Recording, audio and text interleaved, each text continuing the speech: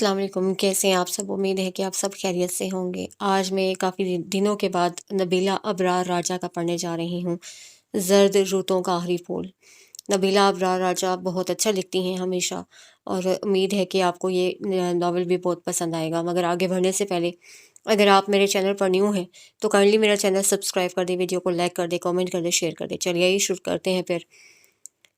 Sports channel से खवातीन की रेसलिंग दिखाई जा रही थी। इसरा कुशन बाजू में दबोचे पूरी दिलचस्पी से निगाहें स्क्रीन पर जमाए बैठी थी। राबिया ने दरवाजे से अंदर झांक कर बगौर उसकी सरगर्मी मुलाहिजा की और वहीं खड़े खड़े अपनी नापसंदीदगी का इजहार किया।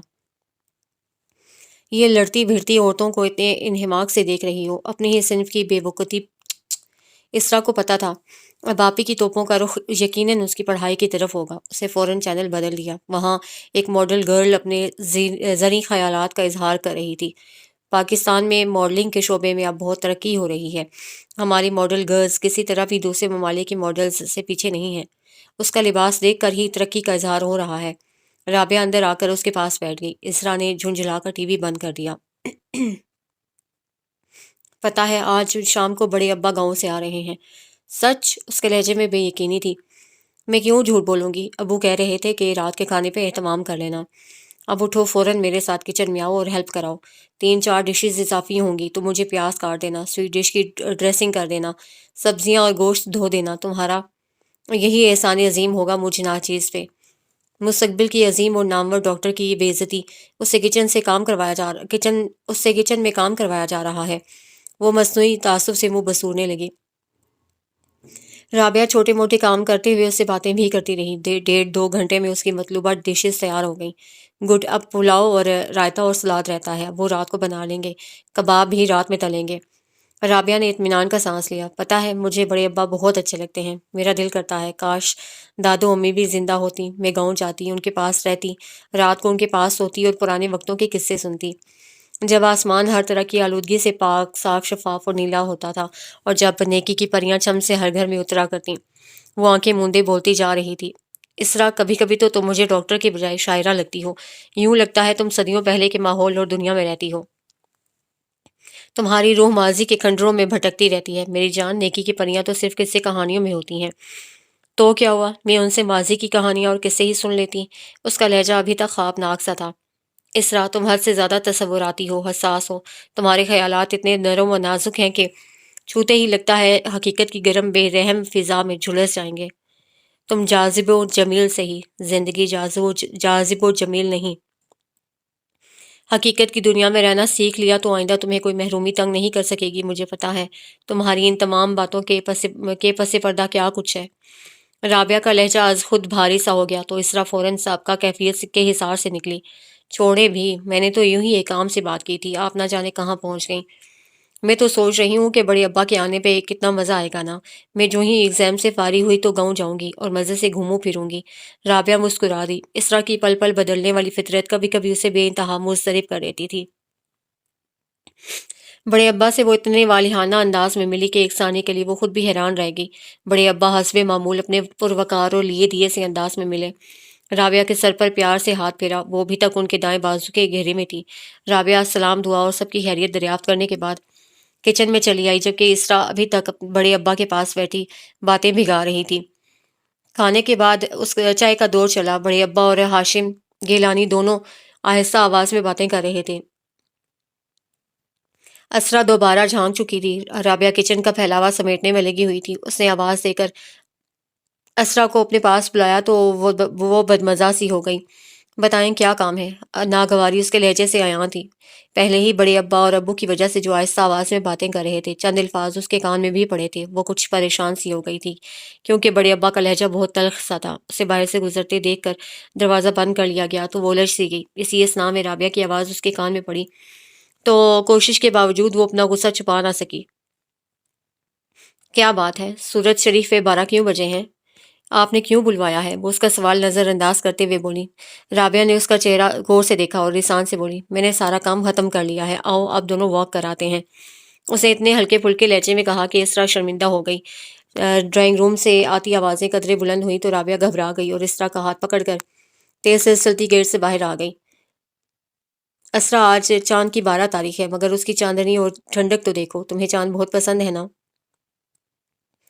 ہاں آپی، مجھے تنہا چاند بہت اچھا لگتا ہے۔ اسرا کے لہجے سے دبی دبی حسرت جھلک رہی تھی۔ رابعہ ٹھٹک گئی۔ کم آن اسرا، یوں مت کہا کرو، اتنی کنوتی ہوتی جا رہی ہو۔ ایک مزے کی بات بتاؤں؟ وہ کزن سسپینس پھیلا رہی تھی۔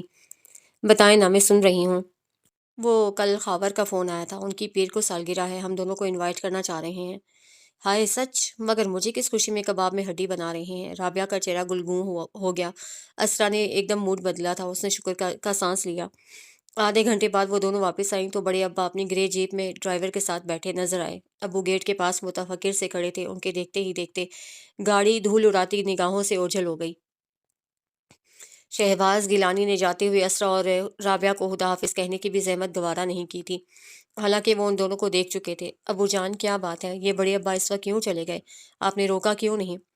پورے 2 ڈھائی گھنٹے کا راستہ ہے، اتنی دیر سے پہنچیں گے؟ رابعہ نے ڈرتے ڈرتے پوچھا تو ہاشم زبردستی کی مسکراہٹ لبوں پہ سجاتے ہوئے بولے، وہ دیہاتی ماحول کے عادی ہیں، میں نے بہت کہا رات کو رک جائیں مگر نہیں مانے۔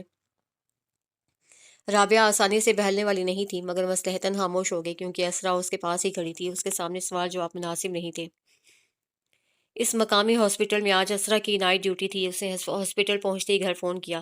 رابعہ ٹی وی لاؤنج میں بیٹھی ڈرامہ دیکھ رہی تھی۔ بہن کا فون سننے کے بعد وہ مطمئن سی ہو گئی۔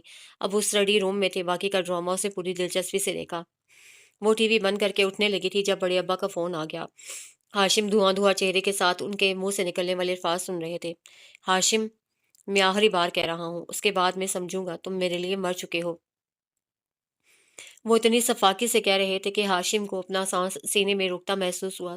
دوسری طرف سے فون بند ہو چکا تھا۔ وہ دونوں ہاتھوں میں سر تھامے وہیں ڈہ سے گئے۔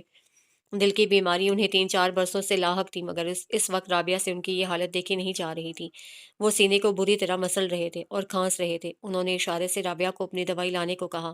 وہ واپس آئی تو ان کا سر ایک طرف ڈھلکا ہوا اور آنکھوں کی پتلیاں اوپر چڑھی ہوئی تھیں۔ رابعہ نے جلدی سے ابو کے قریبی دوست جواد لطیف کو فون کر کے ان کی حالت سے آگاہ کیا۔ وہ 15 منٹ کے اندر اندر ڈاکٹر کے ساتھ آئے۔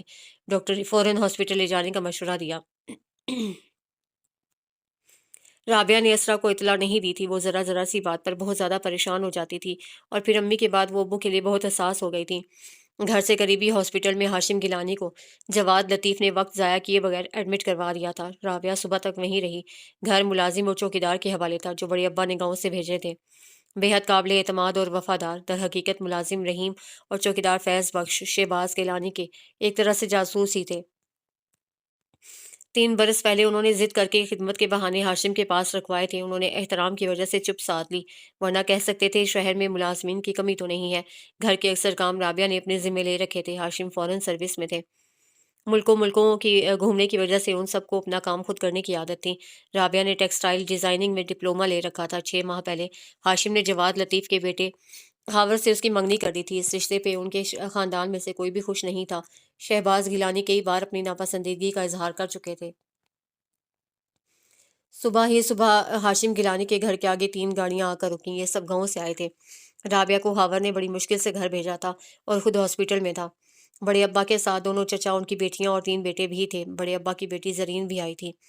رابعہ نے ان کی خاطر مدارات کرنے کی کوشش کی، مگر بڑے ابا نے اسے روک دیا۔ یہ وقت ایسی باتوں کا نہیں ہے، ہم سب ہاسپٹل جا رہے ہیں، عورتیں یہی رکیں گی۔ اگر ہاشم کی طبیعت میں بہتری کے آثار دکھائی نہ دیے تو پھر یہ بھی آئیں گی، اور تم فکر مت کرنا۔ دل خراش الفاظ سے انہوں نے تو جیسے اس کا سینہ چیر دیا۔ کتنے آرام سے کہہ دیا، طبیعت میں بہتری کے آثار دکھائی نہ دیے تو اللہ نہ کرے جو ابو کو کچھ ہو۔ اس کا رواں رواں دعا گو تھا۔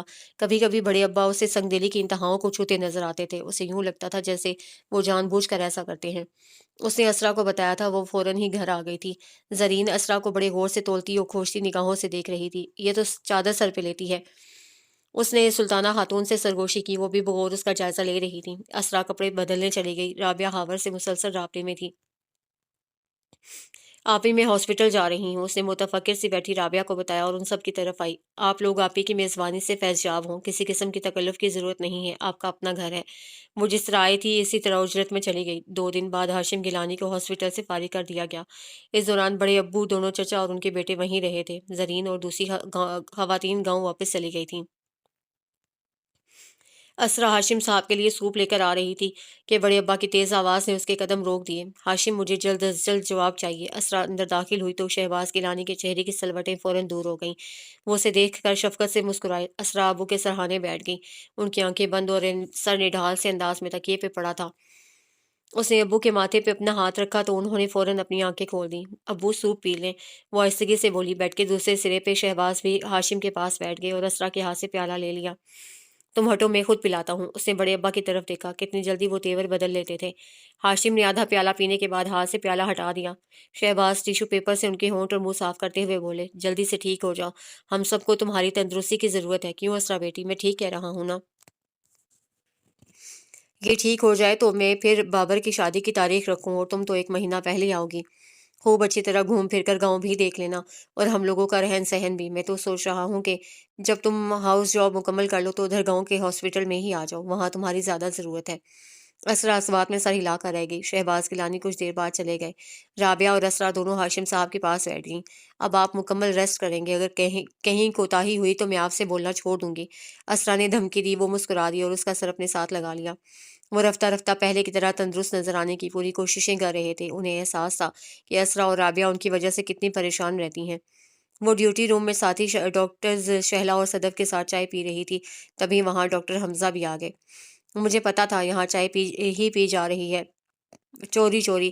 انہوں نے بڑے آرام سے چوتھا کپ اٹھا لیا جو ڈاکٹر صبیحہ کے لیے تھا۔ چائے ختم کر کے اسرا اٹھ کھڑی ہوئی تو ڈاکٹر حمزہ سمیت ان دونوں نے بھی اسے سوالیہ نگاہوں سے دیکھا۔ میں ذرا VIP وارڈ میں جھانکوں، روم نمبر 9 کی پیشنٹ مجھ سے بہت مانوس ہو گئی ہیں، جاتے جاتے دیکھ لوں۔ وہ سر پہ سیاہ اسکارف درست کرتی ڈیوٹی روم سے باہر نکلی۔ اس کی نرم دلی اور ہمدرد فطرت کے باعث اکثر کلیگ اسے پسند کرتے تھے۔ ڈاکٹر حمزہ کو تو وہ اور ہی رنگ میں بہانے لگی تھی، اپنی اپنی سے لگنے لگی تھی۔ وارڈ میں مریضوں کو دیکھنے کے بعد وہ راہداری میں بنے آخری کمرے کا دروازہ دھکیل کر اندر داخل ہوئی۔ یہ روم نمبر 22 تھا۔ اسرا کے ساتھ 2 نرسیں بھی تھیں۔ ہاں بھائی، کیسے ہیں آپ؟ کچھ امپروومنٹ محسوس کر رہے ہیں؟ اسرا نے مریض کے سرہانے کھڑے ہوتے ہوئے خوش اخلاقی سے پوچھا اور پھر اس کا کیس فائل کا جائزہ لینے لگی۔ دوسری طرف دنیا جہان کا شوق آنکھوں میں سمٹ آیا تھا۔ پہلے تو نہیں مگر اب کافی بہتر محسوس ہونے لگا ہے۔ زیاد آرام سے بولا۔ اسرا نرس سے کچھ کہہ رہی تھی، اس کی بات کو دھیان سے نہ سن سکی۔ فریحہ، آپ ان کی ڈریسنگ دوبارہ کریں، اس میں سستی نہیں ہونی چاہیے۔ پھر اس نے خود زیاد کے ٹوٹے بازو اور پسلیوں کا جائزہ لیا۔ آپ تو بہت باحوصلہ اور مضبوط ہیں۔ سرجن افتخار احمد آپ کی بہت تعریف کر رہے تھے۔ اسرا نے اس کے پٹیوں میں جکڑے جسم کا جائزہ لیتے ہوئے کہا۔ 3 دن پہلے وہ شدید زخمی حالت میں یہاں آیا تھا۔ اس کی 3 پسلیاں اور بایاں بازو ٹوٹ چکا تھا۔ گردن کے آس پاس کا نازک حصہ بھی زخمی تھا۔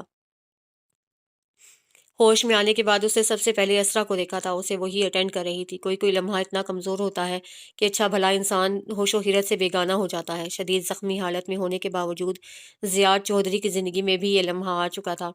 اسے ڈاکٹر اسرا کی مسیحائی اچھی لگی تھی۔ زیاد نے آنکھوں سے چھلکتی وارفتگی چھپانے کی ضرورت نہیں سمجھی تھی۔ اسرا کی آج پھر نائٹ ڈیوٹی تھی۔ گزشتہ 3-4 روز سے روم نمبر 22 کے مریض نے اسے عاجز کر کے رکھ دیا تھا۔ نرسیں اور دیگر اسٹاف دبی دبی آواز میں اسی کے بارے میں گفتگو کرتے نظر آتے۔ آج اس کا پکا ارادہ تھا، کسی صورت میں بھی روم نمبر 22 کے قریب ہی نہیں پھٹکے گی۔ اس شخص کے بے باک جملے اور نگاہیں کم از کم اب اس کے لیے ناقابل برداشت تھے۔ رات ڈیوٹی کے دوران وہ اپنے ارادے کے مطابق روم نمبر 22 میں نہیں گئی اور اس کا نتیجہ دوسرے روز بڑے تلخ انداز میں نکلا۔ سینئر ڈاکٹر افتخار اور سرجن نصیر خان نے اسے سخت انداز میں ڈانٹا۔ ڈاکٹر اسرا، آپ تو مسیحائی کے پیشے سے وابستہ ہیں۔ مریض کیا ہے، کون ہے، کیسا ہے، اسے قطع نظر آپ کو صرف اپنے فرض سے مطلب ہونا چاہیے۔ آئندہ میں کوئی شکایت نہ سنوں۔ اسرا کا چہرہ غصے سے سرخ ہو گیا۔ ابھی کچھ دیر پہلے ہی تو ایک نرس نے ڈاکٹرز کی موجودگی میں اسرا سے کہا تھا، ڈاکٹر صاحبہ، روم نمبر 22 کا پیشنٹ بہت شور کر رہا ہے، اس نے انجیکشن بھی نہیں لگوایا اور دوا لینے سے بھی انکار کر رہا ہے اور ہماری ہدایات پہ کوئی عمل نہیں کر رہا ہے۔ اس بے احتیاطی سے اسے نقصان ہی پہنچے گا۔ وہ کہہ رہا ہے کہ ڈاکٹر اسرا ہی مجھے اٹینڈ کریں۔ شہلا اور صدف کے چہرے پہ دبی دبی مسکراہٹ تھی۔ اسرا بڑا ہینڈسم بندہ ہے، کسی اچھے خاندان کا لگتا ہے۔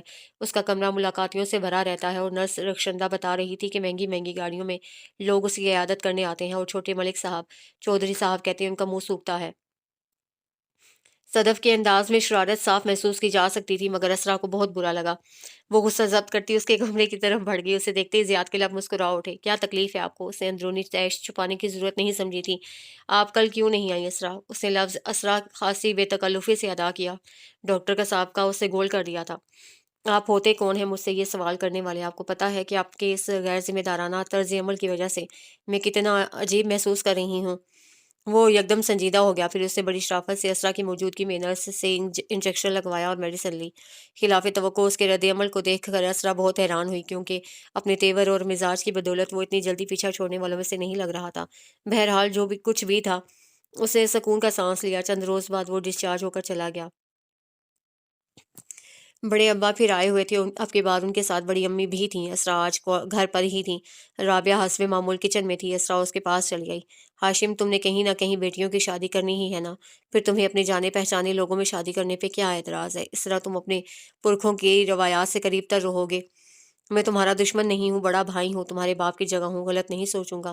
تم خود بیمار رہتے ہو، ٹھنڈے دل سے سوچو، تمہارے بعد رابعہ اور اسرا کا کیا بنے گا؟ کون ان کے سر پر ہاتھ رکھے گا؟ شہباز انہیں نفسیاتی ہتھ کنڈوں سے پرچانے کی کوششیں کر رہے تھے۔ ان کی توقع کے عین مطابق ہاشم صاحب کے چہرے پہ تذبذب کے اثرات واضح ہونے لگے تھے۔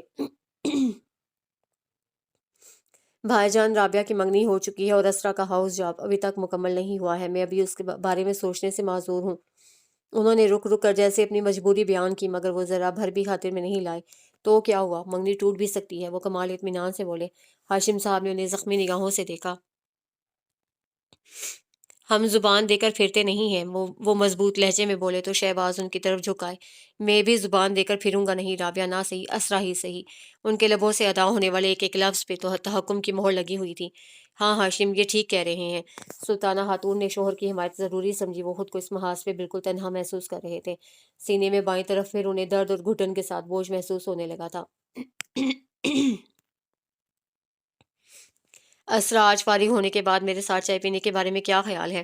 ڈاکٹر حمزہ نے اچانک ہی اسے سوال کیا تو وہ چونک گئی۔ ڈیوٹی روم میں ان دونوں کے سوا کوئی نہیں تھا۔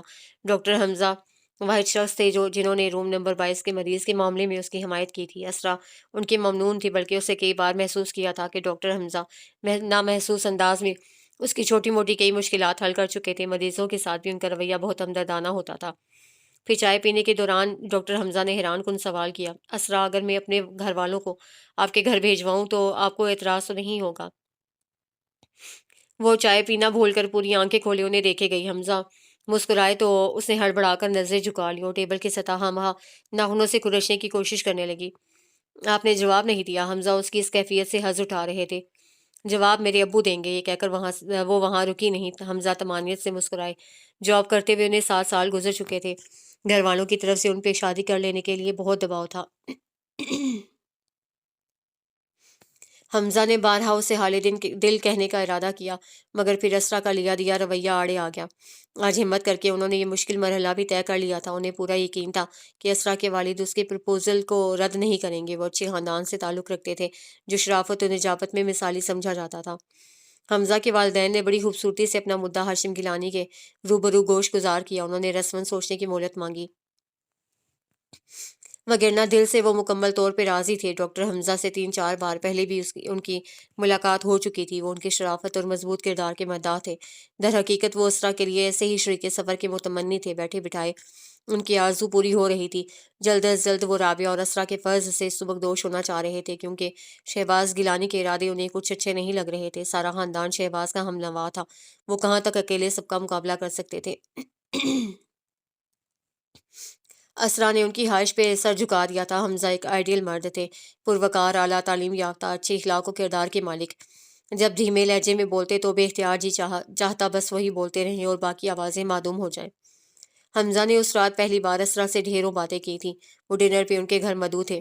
اسرا بیٹی، حمزہ کو گھر دکھاؤ، ہاشم نے کہا تو وہ حمزہ کو لے کر باہر لان میں آ گئی۔ یہ تمام پودے میں نے لگائے ہیں۔ یہ بوگن میلیا اور سدا بہار کی باڑ دیکھ بھال صرف اور صرف میرا کمال ہے۔ یہ رنگ برنگے گلاب کے پھولوں کے پودے میں نے آپی کے ساتھ شہر بھر کی نرسریاں چھاننے کے بعد خریدے تھے۔ گملوں پہ پینٹ رابعہ آپی نے کیا ہے، اور یہ جامن کا پیڑ آپ دیکھ رہے ہیں نا، یہ ابا نے 6 سال پہلے لگایا تھا۔ اب اس میں بھور آ رہا ہے، انشاءاللہ پھل بھی لگے گا۔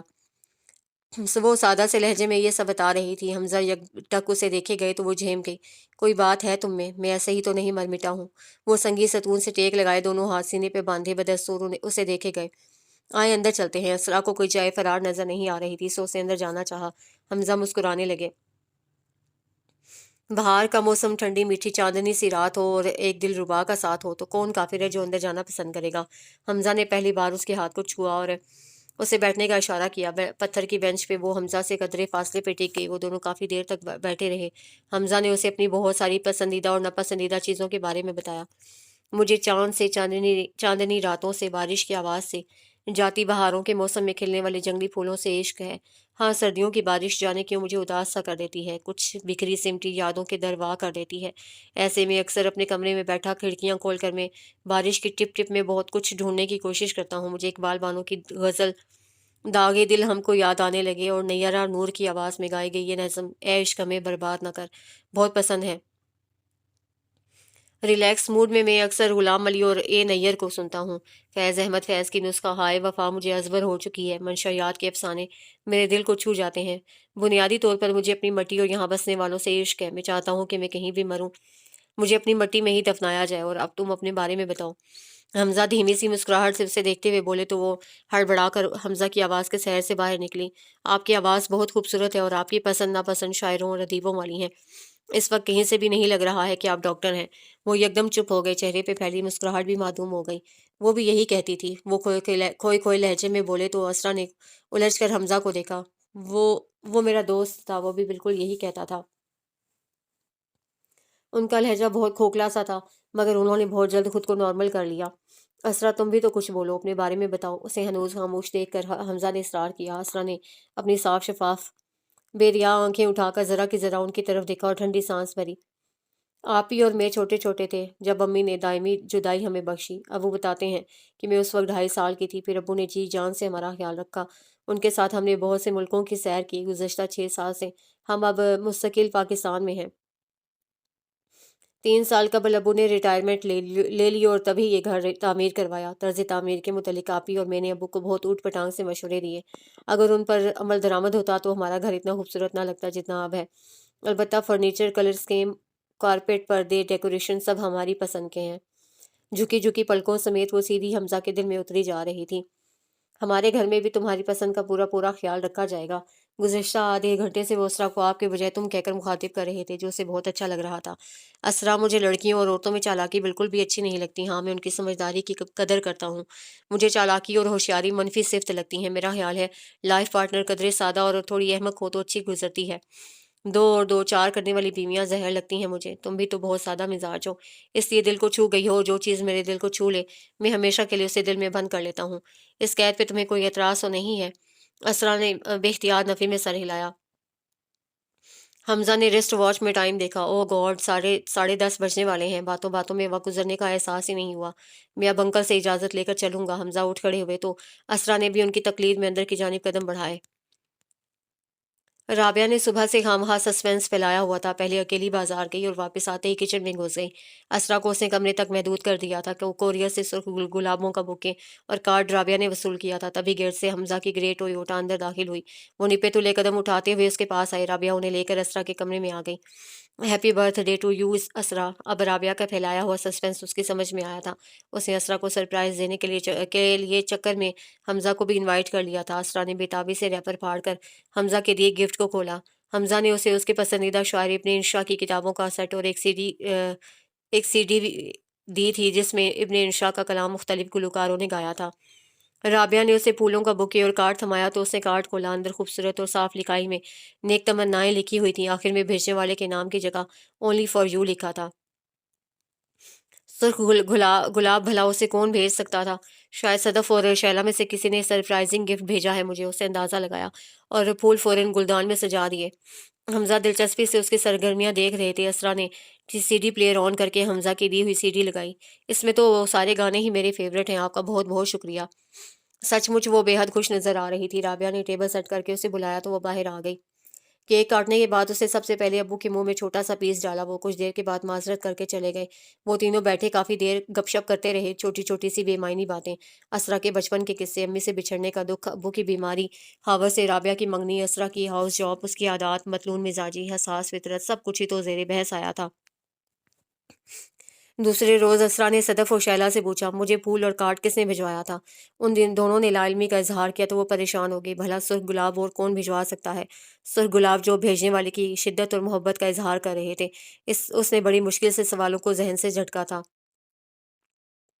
کچھ کہنا چاہیں تم سے، ڈرتے ہیں برا نہ مانو، ہم ملنا چاہیں تم سے، ڈرتے ہیں بچھڑ نہ جاؤ، تو ہے ہر گھڑی سپنا میرا، تو ہے ہر گھڑی میں اپنا میرا، میری دھڑکنیں سنگیت ہے تیری چاہت تیرے پیار میں، بس ایک بار او میرے یار، دل رکھنے کو کہہ دے پیار۔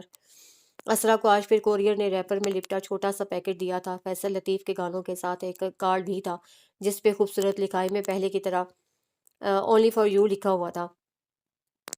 پوری کیسٹ میں یہی ایک گانا ریکارڈ تھا کہ وہ سچ مچ متجسس اور پریشان تھی۔ رابعہ کو بھی اس نے بتا دیا تو وہ آرام سے بولی، حمزہ بھائی ہی یہ ڈرامہ کر رہے ہوں گے تاکہ جلد از جلد تم ان کے آنگن میں جلوہ افروز ہو سکو۔ اسرا کے گال گلابی سے سرخ ہو گئے۔ وہ کچھ دیر پہلے کی الجھن اور تجسس فراموش کر گئی جو کوریئر سے پیکج وصول کرتے ہوئے سے لاحق تھا۔ تم خامخواہ اتنا پریشان ہو رہی ہو، مجھے 100% یقین ہے یہ حرکت حمزہ بھائی کی ہے۔ ابو کل جواد انکل سے کہہ رہے تھے کہ بہت جلد وہ تمہارے بارے میں حتمی فیصلہ کرنے والے ہیں۔ انکل نے کہا بھی کہ حمزہ کے بارے میں اچھی طرح چھان بین کر لیں، مگر انہوں نے اس بات کو یہ کہہ کر اہمیت نہیں دی کہ حمزہ بہت اچھا شخص ہے۔ مجھے واثق امید ہے کہ میری رخصتی پہ تمہارا معاملہ بھی نمٹ جائے گا، مگر ابھی تو میرا ہاؤس جاب بھی مکمل نہیں ہوا ہے، وہ منمنائی۔ اسرا، ابو ہماری طرف سے بہت پریشان ہیں، جانے کیا بات ہے اب بڑے ابا؟ رابعہ نے یکدم خیال آنے پہ زبان دانتوں تلے دبا کر باقی الفاظ کا گلا گھونٹ دیا اور کمرے سے باہر چلی گئی۔ تبھی اسرا کا موبائل بج اٹھا۔ دوسری طرف حمزہ تھے، سلام دعا کے بعد کہنے لگے، امی اور بھابھی تمہیں بہت یاد کر رہی ہیں، اپنے ہمارے گھر کا وزٹ کرنے کے بارے میں کیا خیال ہے؟ یا ایک بار ہی آنے کا ارادہ ہے؟ وہ جان بوجھ کر اسے نروس کرنے کے لیے کبھی کبھار اچانک شوق ہو جاتے تھے۔ اسرا نظر انداز کر گئی۔ اچانک رابعہ کی بات اسے یاد آ گئی۔ اس نے فوراً پوچھ ڈالا، آپ نے میری برتھ ڈے والے دن سرخ گلاب بھجوائے تھے؟ ارے نہیں بھائی، مجھے بھجوانے کی کیا ضرورت تھی، خود جو بنفس نفیس آ گیا تھا۔ ویسے بات کیا ہے؟ حمزہ کا لہجہ سچائی اور سادگی لیے ہوئے تھا۔ وہ پھر الجھنوں میں گر گئی۔ بس ویسے ہی کہہ رہی تھی، مذاق کر رہی تھی۔ اس نے بات بنانے کی کوشش کی۔ حمزہ نے بھی زیادہ کریدنا مناسب نہیں سمجھا اور فون بند کر دیا۔ ہاشم گیلانی نے رابعہ کی شادی کی تاریخ کا اعلان کر دیا تھا۔ اسرا آتے جاتے اسے چھیڑتی تو وہ رونے لگتی تھی۔ خوشی اور غم کا کیسا ملاپ تھا جو آنکھیں نم کیے جا رہا تھا۔ رابعہ کی مہندی پہ اس کے سارے دو دیال والے جمع تھے۔ ہاشم صاحب نے بڑی جرت سے کام لیتے ہوئے شہباز کو حمزہ کے پروپوزل کے بارے میں بتایا۔ بھائی جان، میں چاہتا ہوں کہ رابعہ کی رخصتی پہ اسرا اور حمزہ کے رشتے کا اعلان کر دوں۔ شہباز نے بڑی مشکل سے دل و دماغ میں امڑتے غصے و خفگی کے سیلاب پہ بند باندھا تھا۔ یار اتنی جلدی کیوں ہے تمہیں؟ ویسے میں تم سے بہت ناراض ہوں، تم نے ہوا تک نہیں لگنے دی، بالا ہی بالا تمام انتظامات مکمل کر لیے ہیں اور کہہ رہے ہو رشتے کا اعلان کر دوں۔ اسرا میری بیٹی ہے، اتنی اجلت کیوں کر رہے ہو؟ خوب دھوم دھام سے منگنی ہوگی اسرا کی، ابھی چند ہفتے ٹھہر جاؤ۔ ہاشم صاحب انہیں دیکھتے رہ گئے۔ شہباز نے انہیں بولنے کے قابل چھوڑا ہی نہیں تھا۔ دلہا والوں کی آؤ بھگت کا انتظام ایک 5 اسٹار ہوٹل میں کیا گیا تھا۔ اسرا الگ بوکھلائی ہوئی تھی۔ اتنے سارے لوگوں سے نمٹنے کا تجربہ اس کے لیے اکثر نیا تھا۔ رابعہ کو بیوٹیشین گھر پہ تیار کرنے آئی تھی۔ میک اپ کا مرحلہ تمام ہونے کے بعد اسرا، شہلا اور صدف کے ساتھ رابعہ کو ہوٹل لے کر آئی تو پتہ چلا کہ رابعہ کے روسی سوٹ سے میچ کرتا پاؤچ گھر پہ ہی رہ گیا ہے۔ وہ رونقی ہو گئی۔ گزشتہ 6-7 دنوں میں اسے ایک پل بھی آرام کے لیے نہیں ملا تھا۔ وہ تیز تیز قدم اٹھاتی ہوٹل کے اندرونی گیٹ سے باہر آئی۔ ہائی ہیل کی جوتی میں وہ بھاگنے کا خطرہ مول نہیں لے سکتی تھی۔ زیاد کے قدم اسے دیکھ کر وہیں رک سے گئے۔ گہرے نیلے اور فیروزی مکیش لگے سوٹ میں ملبوس نگ سے تیار وہ بڑی دل آویز لگ رہی تھی۔ اسرا کو کسی کی نگاہوں کی تپش کا احساس ہوا۔ سر جھٹک کر وہ پارکنگ لاٹ سے گاڑی نکالنے لگی۔ تقریباً 1 گھنٹے بعد واپسی ہوئی۔ پاؤچ رابعہ کے ہاتھ میں تھما کر اسے قدرے سکون کا احساس ہوا۔ حمزہ اپنی پوری فیملی سمیت آئے تھے۔ صدف اور شہلا بھی مہمانوں کی صف میں بیٹھی میزبانی سے لطف اندوز ہو رہی تھی۔ رخصتی کے وقت رابعہ اور اسرا ایک دوسرے سے لپٹ کر خوب روئیں۔ ہاشم صاحب، شہباز اور دوسرے بھائیوں کی فیملی کے ساتھ گھر آ گئے۔ اسرا ابھی تک ایک طرف یاسیت و اداسی کی تصویر بنی بیٹھی تھی۔ ہاشم صاحب بڑے ابا کے ساتھ اندر چلے گئے۔ بھائی جان، آج میں نے آپ کے مشورے کو اولویت دی ہے اور اسرا کی حمزہ کے ساتھ منگنی وقتی طور پر ملتوی کر دی ہے۔ اب آپ بتائیں کہ کب یہ نیک فریضہ سر انجام دیا جائے، کیونکہ میں نکاح بھی ساتھ کر دینا چاہتا ہوں۔ رخصتی اسرا کی ہاؤس جاب کے بعد ہو جائے گی۔ انہوں نے چائے کی پیالی شہباز کی طرف بڑھائی، مگر انہوں نے نہیں لی اور سرد و جامد نگاہوں سے ہاشم صاحب کو دیکھے گئے۔ اسرا کی منگنی نہیں ہوگی، نکاح ہوگا، نکاح، وہ بھی حمزہ کے ساتھ نہیں۔ یہ خواب دیکھنا چھوڑ دو۔ رابعہ کی بار تو میں خاموش ہو گیا تھا، مگر اس بار نہیں۔ میں پچھلے حساب بھی برابر کر دوں گا۔ یہ نہ ہو کہ صبح کا سورج اس خبر کے ساتھ طلوع ہو کہ ہاشم گیلانی کا داماد خاور جواد شادی کی صبح پر اسرار طور پہ اپنے کمرے میں مردہ پایا گیا، اور اس قتل میں خاور جواد کی بیوہ رابعہ گیلانی کا ہاتھ ہے، جس نے اپنے آشنا کے ساتھ مل کر ایک شب کے دلہا کو زندگی سے محروم کر دیا۔ شہباز گیلانی اس وقت ایک درندے کے روپ میں نظر آ رہے تھے۔ بھائی جان، آپ ایسا نہیں کر سکتے، نہیں کر سکتے۔ ہاشم کی زبان سے بمشکل تمام اٹک اٹک کر ایک جملہ ادا ہوا۔ سینے کو مسلتے وہ وہیں ماہی بے آب کی طرح تڑپنے لگے۔ گھٹی گھٹی چیخیں غیر ارادی طور پہ ان کے حلق سے نکل رہی تھیں۔ رفتہ رفتہ یہ چیخیں معدوم ہو گئیں۔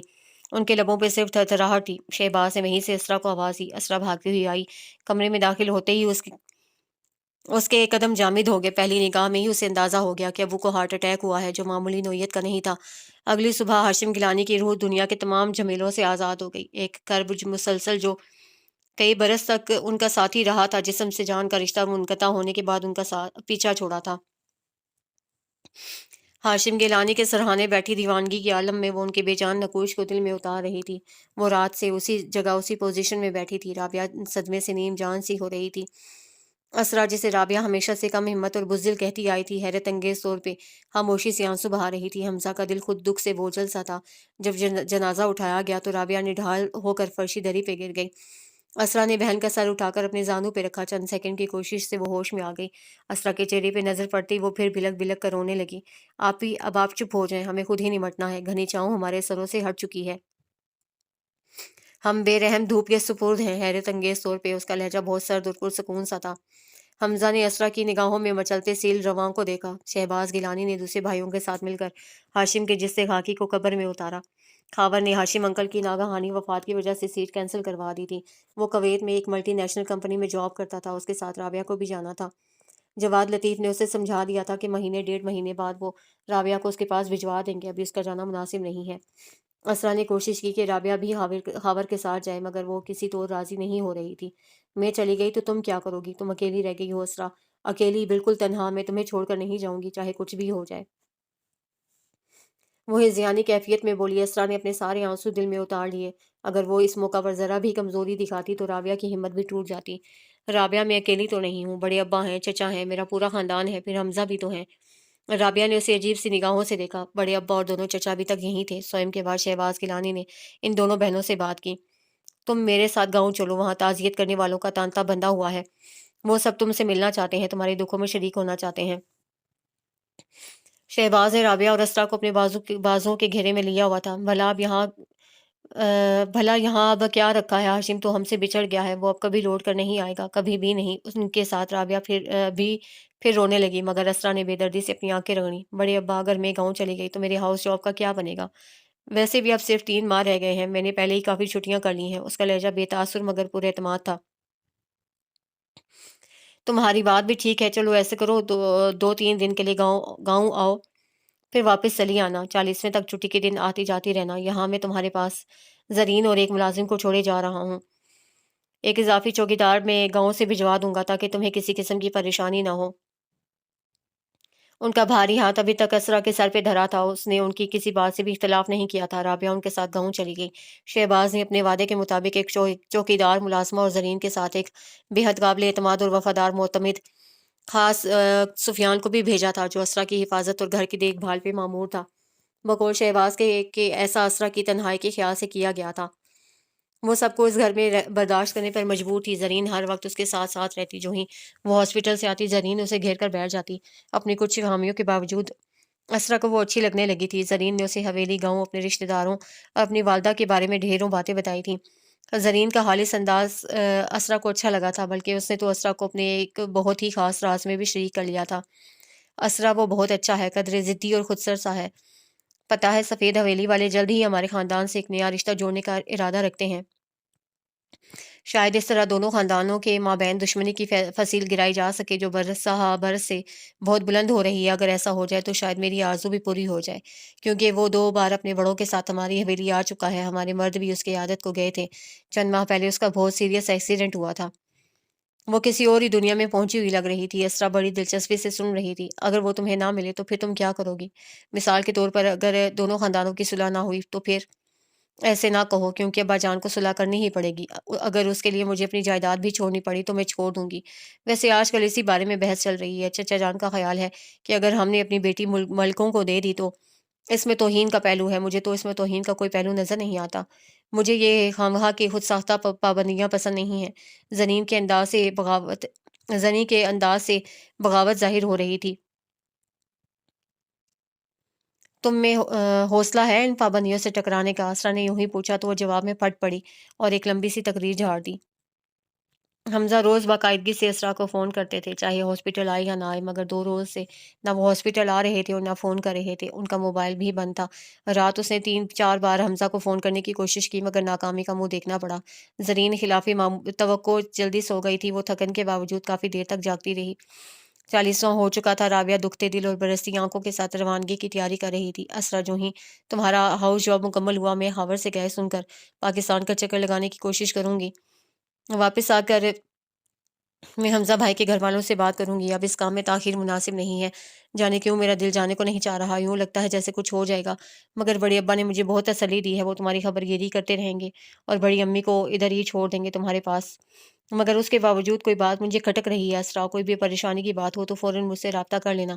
بس 2-2.5 ماہ کی بات ہے، یوں چٹکی بجاتے گزر جائیں گے۔ اسے کمزور لہجے میں تسلی دے رہی تھی۔ آپ پہ کچھ بھی نہیں ہوگا، آپ بالکل پریشان مت ہوں، اور یہ رونی صورت بنا کر خاور بھائی کے پاس مت جائیے گا، ہم وہاں ڈر جائیں گے۔ اسرا نے اس کے پیٹ میں گدگدی کی تو رابعہ آنسوں کے بیچ مسکرانے لگی۔ اسرا، تم بہت بدل گئی ہو، اچانک ذمہ دار اور بڑی بڑی سی لگنے لگی ہو، مضبوط اور باہمت سی۔ ورنہ میں تو یہ سوچ سوچ کر پریشان ہوتی رہتی کہ تمہارا کیا بنے گا۔ بھلا کیا بنتا؟ آپ فضول سوچوں میں مت سر کھپائیے، جائیں اچھی طرح ڈریس اپ ہو کر میک اپ کریں، 7 بجے آپ کی فلائٹ ہے۔ اسرا نے ماحول خوشگوار کرنے کی جو کوشش کی تھی وہ کامیاب رہی۔ رابعہ کپڑے بدلنے چلی گئی۔ وہ تیار ہو کر کمرے سے باہر آئی تو اسرا نے محبت پاش نگاہوں سے اسے دیکھا۔ اب لگ رہی ہیں نا میری آپی، بجلیاں گرا رہی ہیں۔ رابعہ جھیم سی گئی۔ اتنے میں فیض نے حمزہ اور اس کے گھر والوں کے آنے کی اطلاع دی تو اسرا رابعہ کے ساتھ ڈرائنگ روم میں آ گئی۔ کیسی ہیں آنٹی آپ؟ اسرا حمزہ کی والدہ کے پاس ہی بیٹھ گئی۔ بس ٹھیک ہوں، اللہ کا شکر ہے، وہ خوشگوار لہجے میں بولی۔ رابعہ ان کے پاس آ کر بیٹھ گئی اور دھیمی آواز میں اسرا اور حمزہ کی شادی کے بارے میں بات کرنے لگی۔ میں اسرا کے ہاؤس جاب کے بعد آؤں گی، تب تک آپ بھی تیاری مکمل رکھیں۔ اس نے سامنے صوفے پہ بیٹھے حمزہ کی طرف دیکھا۔ رابعہ کو محسوس ہوا جیسے وہ مضطرب سے ہو رہے ہیں۔ اسرا اٹھ کر باہر آ گئی۔ رابعہ، دراصل میں اگلے ماہ میں انگلینڈ جا رہا ہوں، وہاں سے واپسی پہ سوچوں گا۔ ان کے لہجے میں لا تعلقی تھی۔ آپ کب تک آئیں گے؟ پتہ نہیں، انہوں نے کمال بے نیازی سے کہا تھا۔ رابعہ کو ان کا یہ انداز بہت برا لگا۔ حمزہ کی والدہ اس دوران بالکل خاموش رہیں، جیسے اس قصے میں ان کا کوئی کردار ہی نہیں ہے۔ وہ ادھر ادھر کی باتیں کر رہی تھیں۔ شہباز گیلانی، سلطانہ خاتون اور زرین کے ساتھ آ گئے تھے۔ جانے سے پہلے رابعہ نے ایک بار پھر بڑے ابا سے اسرا کا خیال رکھنے کی درخواست کی تھی۔ بڑے بے رنگ سے شب و روز تھے۔ اگر ہاسپٹل کی مصروفیت نہ ہوتی تو اسرا شاید تنہائی سے گھبرا کر کچھ کر بیٹھتی۔ سلطانہ خاتون یعنی بڑی امی بھی اس کے پاس تھیں، مگر کبھی کبھی اسے محسوس ہوتا وہ ان کی کڑی نگرانی میں ہے۔ خدا خدا کر کے اس کا ہاؤس جاب مکمل ہوا۔ حمزہ اس سے پہلے انگلینڈ کے لیے روانہ ہو چکے تھے۔ جانے سے پہلے وہ رسماً اسرا سے ملے تھے، مگر ایک جملہ بھی انہوں نے تسلی کا نہیں کہا تھا۔ وہاں پہنچنے کے بعد اسے سرسری سا خیر خیریت کا فون کیا اور بس وہ بے چین سی تھی۔ ایک شام وہ واپس آئی تو سلطانہ خاتون اپنا سامان رکھوا رہی تھیں۔ بڑی امی کہاں کی تیاری ہے؟ واپس جا رہی ہوں، تم بھی تیاری کرو، دراب کی شادی ہے، جو ضروری چیزیں رکھنی ہے رکھ لو، کیونکہ ہفتہ 10 دن تو تمہیں وہاں لگ ہی جائیں گے۔ تم بہن ہو دراب کی، خوب خوشیاں منانا سب کے ساتھ۔ ذرا حویلی میں جا کر دیکھنا تو صحیح کتنی رونق اور ہلہ گلا ہوگا، سب بے چینی سے تمہارا انتظار کر رہے ہیں۔ تم ہاشم کی بیٹی ہو، ہمارا خون۔ شہباز کئی بار تمہارے لیے روئے ہیں۔ اس خالی ڈھنڈوار گھر میں کب تک رہو گی؟ گاؤں آؤ تو دیکھنا تمہیں کتنی اپنائیت اور محبت ملے گی۔ وہ ساتھ ساتھ اسرا کے تاثرات کا بھی جائزہ لے رہی تھیں۔ ٹھیک ہے بڑی امی، لائف میں تھوڑی تبدیلی تو آنا ہی چاہیے، میں خود بور ہو رہی تھی۔ جب تک کہیں جاب ملتی ہے تب تک تھوڑی انجوائمنٹ ہی صحیح۔ اس کے اتنی جلدی مان جانے پہ سلطانہ خاتون مطمئن ہو گئیں۔ اسی روز شام کو وہ گاؤں کے لیے روانہ ہوئے۔ راستے میں شہباز اسے گاؤں کے بارے میں بتاتے رہے۔ یہ 10 کلومیٹر لمبی سڑک ہم نے حویلی والوں کی آمد و رفت کے لیے بنوائی ہے، اس پہ کسی اور کی گاڑی ہماری اجازت کے بغیر نہیں چل سکتی۔ یہ دائیں اور بائیں کھیت سینکڑوں ایکڑ پہ پھیلے ہوئے ہیں، یہ بھی ہمارے اپنے ہیں۔ اور یہ رہی ہماری حویلی، اس کے گیٹ کے ساتھ بنی دیوار پہ 2 مچان ہیں۔ یہاں 24 گھنٹے 2 باوردی محافظ آتشیں اسلحے سمیت پہرا دیتے ہیں۔ ان کی نگاہوں میں آئے بغیر کوئی حویلی سے باہر نہیں نکل سکتا، اور جو کوئی ہماری اجازت کے بغیر یہ جرات کرے وہ پھر اپنی ٹانگوں پہ چل کر گیٹ سے باہر نہیں جا سکتا۔ بڑے ابا کا لہجہ سرسری سا مگر الفاظ بہت سرد اور شفاف تھے۔ ان کی آمد کی اطلاع یقیناً گیٹ سے اندر پہنچ گئی تھی۔ سب ایک جلوس کی شکل میں فردن فردن شہباز گیلانی کو سلام کر رہے تھے۔ اسرا سے وہ سب سرسری سا ملے۔ بڑے ابا اور سلطانہ خاتون کو وی آئی پی ٹریٹمنٹ دیا جا رہا تھا۔ یہاں آتے ہی اس کے نازک سے دل پہ یہ پہلی چوٹ پڑی تھی۔ ہاں، چھوٹے چچا سکندر گیلانی اور ان کی بیٹی پروین بڑی محبت اور اپنائیت سے اس سے ملے تو اس کی طبیعت پہ چھایا تقدر کسی حد تک کم ہو گیا۔ سنا ہے تمہارے بھائی دراب کی شادی ہو رہی ہے، کس سے ہو رہی ہے؟ اور حویلی میں تو شادی کی کوئی گہما گہمی ہی نہیں ہے۔ بڑی امی تو کہہ رہی تھیں کہ پارو ماتھے پہ ہاتھ مار کر مسکرا دی، دراب بھائی کی تو ابھی منگنی بھی نہیں ہوئی۔ شادی اتنی جلدی کیسے ہوگی؟ آپ کو غلط فہمی ہوئی ہے اسرا آپی۔ وہ آنکھیں کھولے اسے دیکھتی رہ گئی۔ پارو اسے 5-6 سال چھوٹی تھی، تباً بہت سادہ اور سچ بولنے والی۔ اسرا کا جی گھبرانے لگا۔ رات کے کھانے کے لیے اسے ملازمہ بلانے آئی تو وہ مرے مرے قدموں سے ڈائننگ ہال تک پہنچی۔ وہ پہلے بھی حویلی آ چکی تھی، مگر اس وقت اس نے مکینوں کے رویے کو جانچنے کے سے اعتراض برتا تھا۔ دوسرے باپ کی موت کا زخم تازہ تھا، کسی دوسری طرف اس کی نگاہ گئی ہی نہیں، مگر آج کافی باتیں واضح ہونے لگی تھیں۔ بڑے ابا سمیت باقی سب کا لیا دیا انداز، لڑکیوں کی ہچکچاہٹ، پاروں کی خوش اخلاقی، سلطانہ خاتون کی کڑی نگاہ، ان سب کے پس پردہ جانے کون سی عوامل کار فرما تھے۔ کیا ہے، میں فوراً واپس جاؤں گی، اس اجنبیت ماحول میں مزید نہیں رہ سکتی۔ ابھی بڑے ابا سے کہتی ہوں مجھے واپس بھجوا دیں۔ اس نے اپنی سوچ پہ فوراً عمل درآمد بھی کر ڈالا۔ بڑے ابا نشست گاہ میں سلطانہ خاتون کے ساتھ بیٹھے تھے۔ اسرا کی بات پہ ان کا چہرہ سرخ ہو گیا۔ اب تم واپس نہیں جاؤ گی، کم از کم اس وقت تک جب تک میرے مطالبات نہیں مان لیتی تم۔ اس حویلی سے باہر کی زندگی تمہارے لیے خواب ہے، صرف خواب۔ میں نے اب تک تم سے بہت نرمی کا سلوک کیا ہے، صرف مجبوری کی وجہ سے۔ یہ اب تم پہ منحصر ہے کہ تم اپنے ساتھ کس قسم کا سلوک پسند کرتی ہو۔ آج سے خود کو اپنے کمرے تک محدود سمجھنا۔ میں کوئی رسک نہیں لے سکتا۔ میری کوشش تو یہی تھی کہ اس کی نوبت نہ آئے، مگر تم تو بہت جلد گھبرا گئی ہو۔ آج ان کے چہرے سے خوش اخلاقی کا مصنوعی نقاب مکمل طور پر اتر چکا تھا۔ اسرا کی چھٹی حص جس خطرے کی آمد کا اعلان کر رہی تھی وہ سامنے آ گیا تھا۔ سلطانہ جاؤ، اسے کمرے میں پہنچاؤ۔ بڑے ابا یہ سب کیا ہے؟ آپ میرے ساتھ ایسا نہیں کر سکتے، میں عاقل و بالغ لڑکی ہوں۔ جب تک آپ اس رویے کا سبب نہیں بتائیں گے میں آپ کی کوئی بات بھی نہیں مانوں گی۔ کیا کہا؟ نہیں مانو گی؟ شہباز گیلانی کی کبھی کسی نے حکم عدولی نہیں کی ہے، میری لغت میں نا کا لفظ نہیں ہے۔ اب کی بار میں شکست قبول نہیں کروں گا۔ شہباز گیلانی اپنی سرخ سرخ آنکھوں سے اسے پرغضب انداز میں گھور رہے تھے۔ پہلی بار، سچ مچ پہلی بار اسرا کو بڑے ابا سے انتہائی خوف محسوس ہوا۔ وہ اس کی طرف انگشت شہادت سے اشارہ کرتے ہوئے بولے، جاؤ اپنے کمرے میں، ٹھنڈے دل سے ہر چیز کے بارے میں غور کرو۔ بڑے ابا، کس چیز کے بارے میں غور کروں؟ اسے کچھ سوچ کر نرمی سے پوچھا۔ ہاں، آپ کچھ معقول بات کی ہے تم نے۔ اصل میں نے ملک انور کے بیٹے کا رشتہ تمہارے لیے منظور کر لیا ہے۔ انہوں نے بالکل عام سے انداز میں بات کی، حیرانی در حیرانی، تہ در تہ انکشافات۔ وہ ششدر رہ گئی۔ بڑے ابا، ابو نے اپنی زندگی میں ہی میرا رشتہ ڈاکٹر حمزہ سے طے کر دیا تھا، آپ کو تو سب کچھ پتا ہے، وہ بمشکل بولی تھی۔ وہ رشتہ ہاشم نے طے کیا تھا اور یہ میں کر رہا ہوں، سمجھی؟ تم آئندہ میرے سامنے اس کا ذکر مت کرنا۔ اگر حمزہ سے تمہارا رشتہ طے تھا تو وہ انگلینڈ جا کر کیوں بیٹھ گیا ہے؟ بزدل گیدڑ کی اولاد، وہ آئندہ اپنی شکل بھی تمہیں نہیں دکھائے گا، اس کا خیال دل سے نکال دو۔ اسرا نے خود کو بے حد بے بس اور بے یار و مددگار محسوس کیا۔ اس کا ذہن معوف ہو رہا تھا۔ اس طویل و عریض کمرے کی ہر شاہانہ چیز جیسے اس کا مذاق اڑا رہی تھی۔ شہباز گیلانی نے اس کا موبائل فون بھی اس سے لے لیا تھا۔ باہر کی دنیا سے اس کا رابطہ منقطع ہو چکا تھا۔ کاش وہ کسی طرح جواد انکل اور رابعہ آپی سے رابطہ کر سکتی۔ اس کی یہ خواہش حیرت انگیز طور پہ پوری ہو گئی۔ رات وہ بستر پہ لیٹی اس الجھی ہوئی صورتحال پہ غور کر رہی تھی تو شہباز گیلانی دبے قدموں سے اس کے کمرے میں آئے۔ وہ انہیں دیکھ کر زرد پڑ گئی اور دوپٹہ درست کرتی اٹھ کر بیٹھ گئی۔ ان کے ہاتھ میں اسرا کا موبائل فون تھا۔ یہ لو فون اور جواد لطیف کا نمبر ملا کر کہو کہ تم گاؤں میں ہو اور فی الحال تم نے یہ فیصلہ کیا ہے کہ ادھر ہی رہو گی۔ یہی بات تم رابعہ سے بھی کہو، امید ہے میری بات پہ عمل کرو گی۔ اگر نہ کیا تو اپنا ہی نقصان ہے تمہارا، یہ مت سمجھنا کہ کوئی تمہاری مدد کو آئے گا، میں اس کا حشر خراب کر دوں گا۔ انہوں نے وارننگ دے کر فون اسے تھمایا، پھر انہوں نے جیسا کہا اسے ویسا ہی کیا۔ خاصی سمجھداری کا ثبوت دیا ہے تم نے۔ نہ جانے انہوں نے اسے سراہا تھا یا طنز کیا تھا۔ وہ خون کی گھونٹ پی کر رہ گئی۔ میرے خدا، میں کیا کروں؟ اسے سر کے بال بے دردی سے مٹھی میں جکڑے۔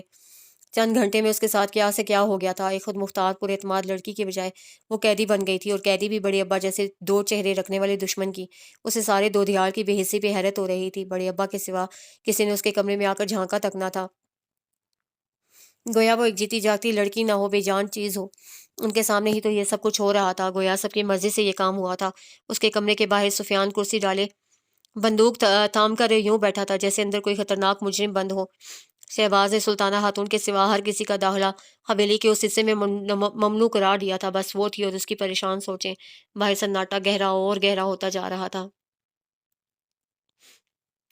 اسرا رونا نہیں چاہتی تھی، لاکھ ضبط کے باوجود اس کی آنکھوں سے آنسو چھلک آئے۔ اس وقت اسے ہاشم صاحب بری طرح یاد آنے لگے۔ ٹھنڈی گھنی میٹھی چھاؤں جیسے ہاشم گیلانی، جو اس کی ذرا سی تکلیف بھی برداشت نہیں کر سکتے تھے۔ کافی دیر وہ دل گرفتہ سی نڈھال بیٹھی رہی، بالآخر نیند کی دیوی اس پر مہربان ہو گئی۔ صبح نوجوان ملازمہ ناشتہ لے کر آئی۔ اسرا نے ٹرے ایک طرف سرکا دی۔ شمی ابھی تک اس کے پاس کھڑی تھی۔ اس نے چوکندہ نگاہوں سے ادھر ادھر دیکھا، کان دروازے کی طرف لگا کر کچھ سننے کی کوشش کی، اور پھر اسرا کے پاس آ گئی اور انتہائی مدھم آواز میں بولی، اسرا بی بی، زرین بی بی کہہ رہی ہیں کہ آپ نے ابا کی بات نہیں ماننی ہے۔ اگر آپ نے ان کی نکاح والی تجویز مان لی تو ساری زندگی ذلت کی چکی میں پستے ہوئے گزاریں گی۔ وہ جس طرح آئی تھی اتنی ہی تیزی سے چلی گئی۔ اسرا نے سامنے پڑا ناشتہ دیکھا۔ اسے بالکل بھی بھوک نہیں تھی، مگر دل کو تھوڑی ڈھارس ہو گئی تھی کہ کوئی تو اس کا ہمدرد ہے۔ دوپہر کو شمی اس کے لیے کھانا لائی تو اسے محتاط اور آہستہ آواز میں اسے کہا، تم زنین بی بی سے کہو میں خود ان سے بات کرنا چاہتی ہوں۔ شمی نے نفی میں سر ہلایا اور نظر جھکائے جھکائے بولی، جب تک آپ کا نکاح نہیں ہو جاتا یہ پابندی برقرار رہے گی۔ وہ شکوہ کے نگاہوں سے شمی کو دیکھ کر رہ گئی۔ اس قید سے نکلنے کے لیے کیا وہ بڑے ابا کے ساتھ سودے بازی کر لے یا پھر زرین کی بات مان کر انکار کر کے ہمیشہ کے لیے یہ اندھیرے اور قید خرید لے؟ میرے پاس تو کوئی ہتھیار بھی نہیں ہے، پھر میں کس برتے پر لڑوں؟ زرین بھی تو میری طرح کمزور سی لڑکی ہے، بھلا وہ میری کیا مدد کر سکتی ہے؟ بڑے ابا صرف اور صرف اس شادی پہ مجبور کرنے کے لیے تو یقیناً اسے یہاں نہیں لائے ہوں گے، اس کے پیچھے یقیناً کوئی مقصد ہوگا۔ پھر حمزہ کا آخری ملاقات میں سرد اور رسمی سا رویہ، بڑے ابا کا حقارت سے اس کا ذکر کرنا، یقیناً حمزہ کے اس رسمی رویے کے پس پردہ بڑے ابا کا ہاتھ ہوگا۔ حمزہ کی یاد آتی ہے اس کے دل میں ہوک سی اٹھی۔ ڈاکٹر حمزہ، بارش، خوشبو اور چاند کی باتیں کرنے والے اس کی بے ساختہ مسکراہٹ پہ اسے یک ٹک دیکھنے لگے، جنہوں نے اسرا کی سالگرہ پہ اسے اس کے پسندیدہ شاعر کی کتابوں کا سیٹ گفٹ دیا تھا۔ جانے کیوں وہ انگلینڈ چلے گئے تھے؟ بھلا کیا تھا اسرا کے پاس؟ چند یادوں، کچھ مسکراہٹوں اور ایک ادھورے لمس کے سوا وہ حمزہ کے تصورات کے ساتھ بہت دور تک نہیں گئی تھی، مگر وہ اس کی زندگی میں آئے تو تھے، مختصر عرصے کے لیے ہی صحیح، وہ حقیقت تھے مگر اب ہاں بنتے جا رہے تھے، مہوم اور دھندلا صحاب جو آنکھ کھلنے پہ یاد ہی نہیں رہتا۔ کتنے کمزور نکلے تھے وہ بڑے بڑے دعوے کرنے والے، وہ کس کس کا افسوس کرتی۔ فی الحال تو موجودہ حالات ہی اس کے لیے درد سر بنے ہوئے تھے۔ دوپہر کا کھانا بھی یوں ہی رکھا رہا۔ رات میں اس نے صرف دو نوالے کھائے، نکاحت کے سبب اس کا ذہن کام ہی نہیں کر رہا تھا۔ اگلی صبح شمی ناشتہ لے کر آئی تو اسرا کو ترہم آمیز نظروں سے دیکھنے لگی۔ آپ کب تک نہیں کھائیں گی؟ کھائیں، خوب ڈٹ کر کھائیں، زرین بی بی نے کہا ہے، آپ مایوس مت ہوں، وہ جلدی کوئی راستہ نکال لیں گی۔ وہ انتہائی آہستہ آواز میں بول رہی تھی۔ سچ؟ اسرا جیسے مرتے مرتے جی اٹھی۔ شمی نے تسلی دینے والے انداز میں اس کا ہاتھ دبایا۔ اس نے بڑی رغبت سے ناشتہ کیا، پیٹ میں غذا اتری تو ذہن بھی کچھ سوچنے سمجھنے کے قابل ہوا۔ اس نے ڈریسنگ ٹیبل کے آئینے میں اپنا جائزہ لیا۔ 3 روز سے اس کے لیے جسم پر وہی پرانا لباس تھا، الجھے بال جو بے ترتیبی سے اس کے گرد بکھرے ہوئے تھے، بے رونق چہرہ، زرد رنگت آنکھوں کے گرد ہلکے۔ صرف 3 دن کے اندر اس کی یہ حالت ہو گئی تھی۔ بے رونق سی ہنسی اس کے لبوں پہ آ کر دم توڑ گئی۔ باتھ روم میں جا کر اس نے از سر نو اپنا منہ ہاتھ دھویا، کنگھی کی اور ساتھ لائے کپڑوں میں سے ایک سوٹ نکال کر پہنا۔ اس کے بعد کارپیٹ پر ہی بیٹھ کر دل کی گہرائیوں سے دعا مانگی، اے اللہ میرے لیے جو بہتر ہو وہی کرنا۔ ایک نئی توانائی جیسے اس کے جسم و جاں میں اچانک لہو کے ساتھ شامل ہو کر دوڑنے لگی تھی۔ شمی چائے لے کر آئی تو اس نے بڑے ابا سے بات کرنے کی خواہش کا اظہار کیا۔ 5 منٹ بعد وہ اس کے سامنے تھے۔ بڑے ابا، مجھے آپ کے مطالبے منظور ہیں، بس یہ خیال رہے کہ رابعہ آپ بھی خوش رہیں۔ اس کا لہجہ بہت باوقار تھا۔ ٹھیک ہے، مجھے پتا تھا تم نادانی سے کام نہیں لوگی۔ اچانک ان کا لہجہ بدل گیا، پہلے کی طرح وہی محبت لٹاتا لہجہ اور الفاظ، مگر اسرا ہر جذبے سے عاری ہو کر آئندہ ہونے والے سود و زیان کے بارے میں سوچ رہی تھی۔ سفیان بدستور اس کے کمرے کے دروازے پہ متعین تھا۔ اگلا دن بڑا ہنگامہ خیز تھا۔ حویلی میں رونق اور چہل پہل نظر آنے لگی تھی۔ سفید حویلی سے ملک انوار، ملک واجد اور ملک ازجد کے ساتھ ان کی بیویاں، ملک واجد کی دونوں بیٹیاں اور اماں جی بڑے فخر اور خوشی سے شہباز گیلانی کے پاس آئے۔ دلہا فخر اور دوسرے 2 کزنز کے ساتھ بعد میں آیا۔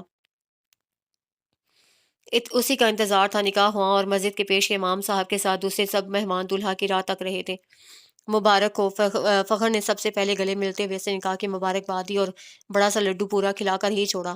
اندر اسرا کے پاس دانیہ اور تانیہ تھیں جو ایک زاویے سے اسرا کی کا शिकस्त हुदा सरापा कैमरे में तस्वीरों की सूरत मुकीद कर रही थी। उनके खानदान में लड़की की रुखसती से पहले उसे दुल्हन बनाने का रिवाज नहीं था, सो उसका निकाह भी बगैर किसी तैयारी और मेकअप के ही हुआ। सादा से कॉटन के सूट में मलबूस सर से पांव तक चादर ओढ़े असरा मिकान की अंदाज में तस्वीरें बनवा रही थी। यार तुमने ये मैदान ही मार ही लिया, मुझे यकीन नहीं आ रहा। निकाह के बाद मेहमानों की खातिर मदारात का सिलसिला जारी था जब फखर रश्क भरे अंदाज में बोला। जियाद मुस्कुरा दिया, उसकी मुस्कुराहट में फतामंदी का आंसर नुमाया था। मैं कभी नहीं हारा, अब तो तुम्हें भी यकीन आ जाना चाहिए। वैसे राज की बात बताऊं, मेरे दिल को भी यकीन नहीं आ रहा है कि वो मेरी हमसफ़र बन गई है।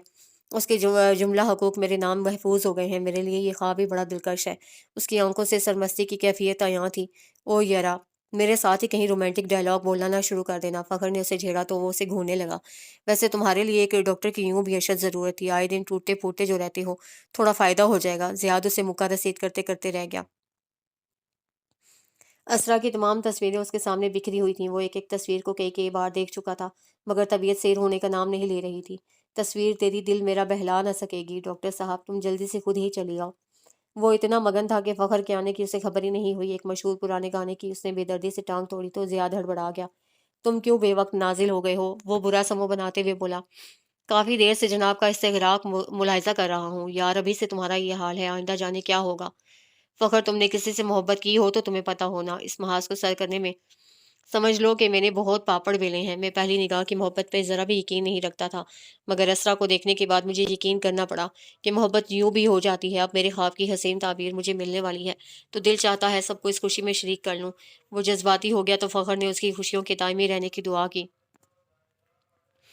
अलीना भाभी फ़खर को आवाज़ दे रही थी। वो तस्वीरें वहीं छोड़कर चला गया।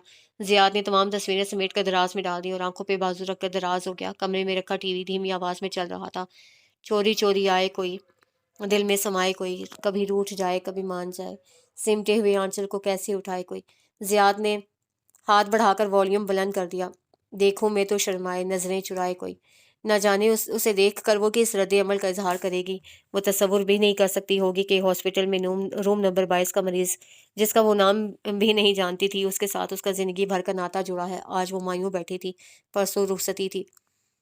जरीन ने सारी लड़कियों को उसके कमरे से निकाल दिया। अब आराम करने दो, असरा को हम कप डाली हुई है। उसका लहजा यूं महसूस हो रहा था जैसे काफी देर वो रोती रही हो। सुर्ख आंखें भी उसकी गुमास थी। असरा ने घुटनों पे सर रखा पर रखा सर उठाकर जरीन और फिर खाली कमरे की तरफ देखा। वो आकर बेड पे उसके पास बैठ गई और असरा का हाथ अपने हाथ में ले लिया, जो बेजान सा महसूस हो रहा था। खुद जरीन के हाथ भी कांप रहे थे। असरा, मैंने तुमसे कहा था ना कि अबू की किसी बात पे भी सर ना झुकाना। तो मैं क्या करती, इन दीवारों से सर टकरा टकरा कर मर जाती। मैंने अपनी बेहतरी के लिए ये फैसला किया है, शायद इसी में ऊपर वाले की कोई मसलहत हो। तुम बेहतरी की तरफ नहीं, तबाही की तरफ कदम बढ़ा रही हो। तुम जिसे मसलहत का नाम दे रही हो, वही तुम्हारी बर्बादी का नुक्ता आगाज होगा। असरा, काश तुम मेरी बात मान लेती तो मैं कोई ना कोई राह निकाल ही लेती। तुम्हें कुछ भी नहीं तो नहीं पता कि तुम्हारे साथ क्या हुआ है और क्या होने वाला है। असरा, अबू जान ने तुम्हें जिल्लत की अमीक गहराइयों में शादी के नाम पे फेंक दिया है। अबू जान ने तुम्हें बतौर तावान सफ़ेद हवेली वालों की कैद में दे दिया है, वो भी निकाह के नाम पे। और इस निकाह में कोई सदाकत नहीं है, जाली निकाह है ये। अबू जान ने तुम्हारी शक्ल में अपनी एक देरीना बरसों पुरानी दबी आरजू की नाकामी का इंतकाम लिया है। असरा सिसकियां भरती उससे लिपट गई। असरा, तुम यहाँ से निकलकर अब अम्लन सफ़ेद हवेली वालों की दायमी कैद में रहोगी। अब भी वक्त है, भाग जाओ यहाँ से। जरीन उससे अलग होकर सरगोशियाना अंदाज में बोली। असरा का दिल बुरी तरह धड़क रहा था और पूरा जिस्म खौफ की ज्यादती से तना हुआ था। जरीन, ये सब क्या है? मेरे साथ क्या हो रहा है? मैं क्या करूँ, कहाँ जाऊँ? यूँ लग रहा है मेरे दिमाग की नसें फट जाएंगी। तुम ही बताओ, मैं क्या करूँ? असरा, वक्त बहुत कम है, मगर फिर भी मैं अपनी सी कोशिश करूंगी। मैं तुम्हें बचाने के लिए हर मुमकिन कोशिश करूंगी, चाहे उसके लिए मुझे खुद नुकसान उठाना पड़े। तुम क्या कर सकती हो मेरे लिए? वक्त आने पे जान भी दे सकती हूँ। तुम अपने अब्बू जान के बजाय मेरा साथ क्यों दे रही हो? इसलिए कि तुम्हारे साथ जुल्म हुआ है, और मेरे साथ भी। दिल तो यही चाह रहा है कि मारूं या मर जाऊं, क्योंकि मैं भी शहबाज गिलानी की बेटी हूँ। जरीन के आसाब बेहद मुंतशिर हो रहे थे। असरा, तुम्हें थोड़ी सी बहादुरी दिखाना होगी, थोड़ी सी हिम्मत, फिर तुम इस जिंदान से बाहर होगी। प्लीज असरा, मेरी बात समझने की कोशिश करो। वक्त तेजी से हाथों से निकला जा रहा है। मैं क्या करूं जरीन, तुम ही बताओ। मेरी तो अकल ही काम नहीं कर रही है। मैं हूं ना तुम्हारे साथ, सब कुछ समझा दूंगी। मगर पहले एक बात का जवाब दो, क्या तुम आज़ादी की फिजा में सांस लेना चाहती हो? अगर तुम्हारा जवाब हाँ में है, तो फिर एक शानदार आइडियल जिंदगी तुम्हारी मुंतजिर है, हर किस्म के खदशों से पाक। तुम कहना क्या चाहती हो? جتنی جلدی ہو سکتا ہے یہاں سے نکل جاؤ۔ اسرا ساکت و صامت اسے دیکھتی رہ گئی۔ یہ کیسے ممکن ہے؟ یہ سب کچھ ممکن ہے اگر تھوڑی سی عقل ہو تو، مگر میرا نکاح ہو چکا ہے۔ تم اس جعلی ڈرامے کو نکاح کہہ رہی ہو؟ یہ بات تو تم بھی جانتی ہو کہ دونوں فریقین کی مرضی کے بغیر نکاح نہیں ہوتا۔ اسرا، تم نے مجبوری میں نکاح کو قبول کیا ہے، دل سے راضی نہیں ہو تم۔ ابو جان سے خوفزدہ ہو کر تم نے ان کی بات مانی ہے۔ تم اسے عدالت میں چیلنج کر سکتی ہو، یقیناً فیصلہ تمہارے حق میں ہوگا۔ زرین اس کے چہرے کا بغور جائزہ لے رہی تھی، جس میں امید و بیم اور تذبذب کے اثرات محسوس کیے جا سکتے تھے۔ زرین، تم تو خوابوں کو حقیقت بنانے کی بات کر رہی ہو۔ ایک تلخ سی مسکراہٹ اس کے گلابی لبوں پہ ٹھہر گئی۔ میں اتنی دیر سے تمہیں یہی تو سمجھا رہی ہوں کہ خواب حقیقت بن سکتے ہیں۔ تم اعلیٰ تعلیم یافتہ شہری لڑکی ہو۔ میں نے تو سنا ہے کہ شہری لڑکیاں بہت بولڈ اور حوصلہ مند ہوتی ہیں۔ زرین چپتے ہوئے لہجے میں بولی تو اسرا اسے دکھ سے دیکھ کر رہ گئی۔ زرین اس کے قریب آ گئی۔ میں اپنی جان پر کھیل کر تمہیں حویلی سے باہر پہنچا سکتی ہوں۔ کیسے؟ یہ مجھ پر چھوڑ دو۔ مگر زرین، کیا یہ سب کچھ ٹھیک ہوگا؟ محبت اور جنگ میں سب کچھ ٹھیک ہوتا ہے۔ اسرا اتنی پریشان تھی کہ زرین کا جملہ اس کی سماعتوں سے دور ہی رہا۔ بڑے ابا کو اگر پتہ چل گیا تو؟ وہ پہلے ہی اتنی عجیب طریقے سے ریئیکٹ کر رہے ہیں۔ اس کے اندر کا خوف لبوں پہ آ گیا۔ انہیں پتہ نہیں چلے گا۔ اور گیٹ پہ جو 2 عدد گارڈز ہیں، میں نے کہا نا، تم فکر مت کرو، بس یہ تصور کر کے انجوائے کرو کہ تم ان بے مہر سنگ دل لوگوں کے گھیرے سے باہر ہوگی ٹھیک اسی وقت کل۔ مگر زرین، کیا یہ ٹھیک ہے؟ اسرا بے حد تذبذب کا شکار تھی۔ تمہارے ساتھ کسی نے ٹھیک کیا ہے؟ ابو جان تمہیں دھوکے سے یہاں لائے اور تم پہ باہر کی دنیا کے دروازے بند کر دیے۔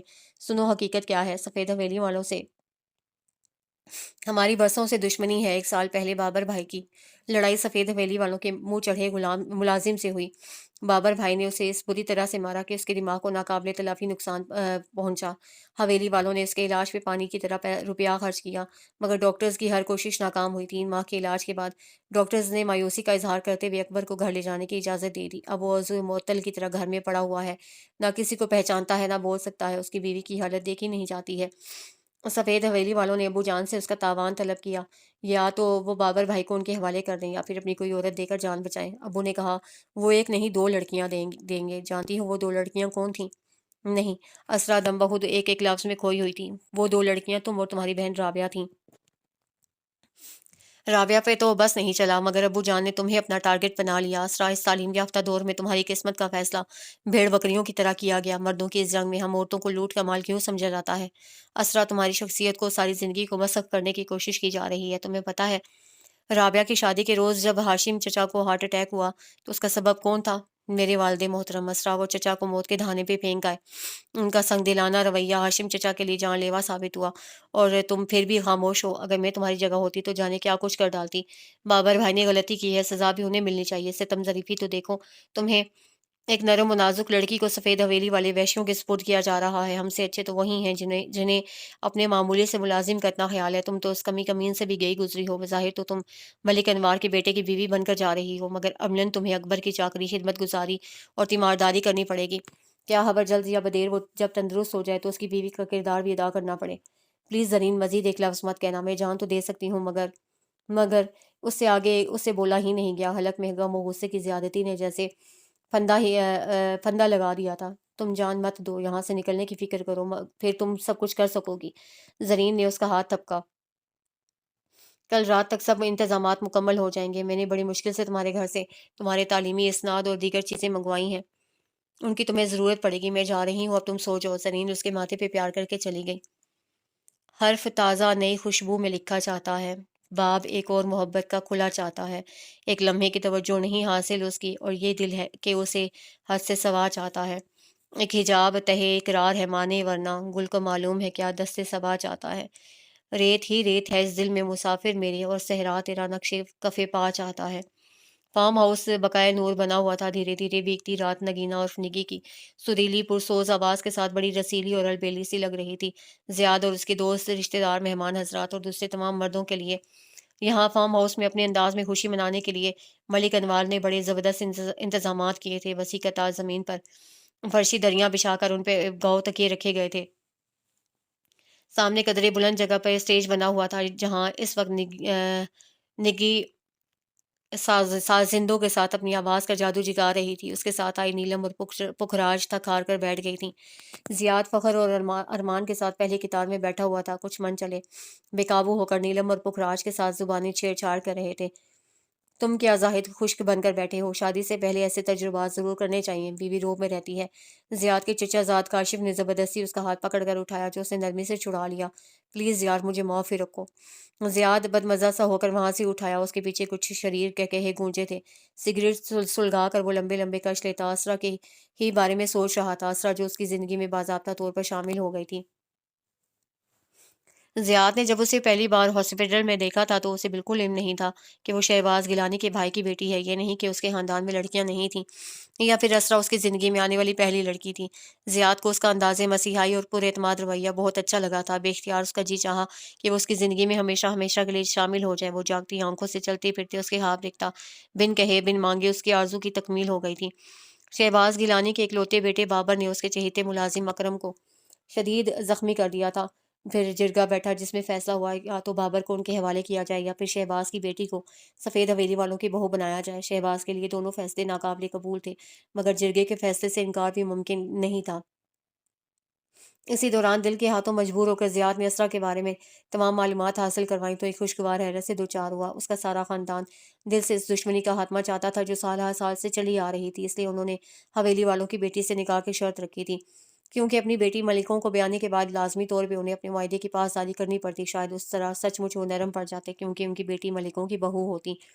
وہ ملکوں کا نہ صحیح اپنی بیٹی کا تو ضرور خیال کرتے۔ اس طرح دونوں خاندانوں کے مابین رسہ کشی کا خاتمہ ہو جاتا، ایک امن و محبت کی فضا بن جاتی۔ اس طرح ان کے گاؤں کی قسمت ہی بدل جاتی، کیونکہ وہاں کے باسی بھی قدرتی طور پر دو حصوں میں بٹے ہوئے تھے۔ ایک حصہ ملکوں کی حمایت پہ کمر بستہ تھا تو دوسرا گیلانیوں کی سائیڈ لیتا۔ شہباز گیلانی کے لیے یہ تصور ہی تکلیف دہ تھا کہ لاڈلی زرین دشمن کے گھر جائے، اس طرح تو ان کے طاقت ہی صفر ہو جاتی۔ بابر روح پوش تھا، ادھر جرگے والوں کا اسرار شدت اختیار کرتا جا رہا تھا۔ شہباز گیلانی کی آنکھیں چمک اٹھی، انہیں سامنے کی بات نظر نہیں آئی تھی۔ ہاشم کی بیٹیاں کس مرض کی دوا تھیں؟ کون سا ہاشم میرے برابر کا ہے؟ کون سا رابعہ اور اسرا ہمارا خون ہے؟ وہ صرف ہاشم کا خون ہے، اس ہاشم کا جس سے میں بے حد نفرت کرتا ہوں۔ یہ کہتے ہوئے شہباز غالباً یہ بات فراموش کر گئے تھے کہ رابعہ اور اسرا ان کی پھوپھی زاد زری کی اولاد بھی ہیں۔ 3 سال پہلے شہباز نے ہاشم کو ڈھونڈ نکالا تھا، یوں آنا جانا شروع ہو گیا، بلکہ جانے کی بات غلط تھی، کیونکہ شہباز ہی ہاشم کے پاس خود آتے تھے، وہ کبھی کبھار ہی گاؤں جاتے۔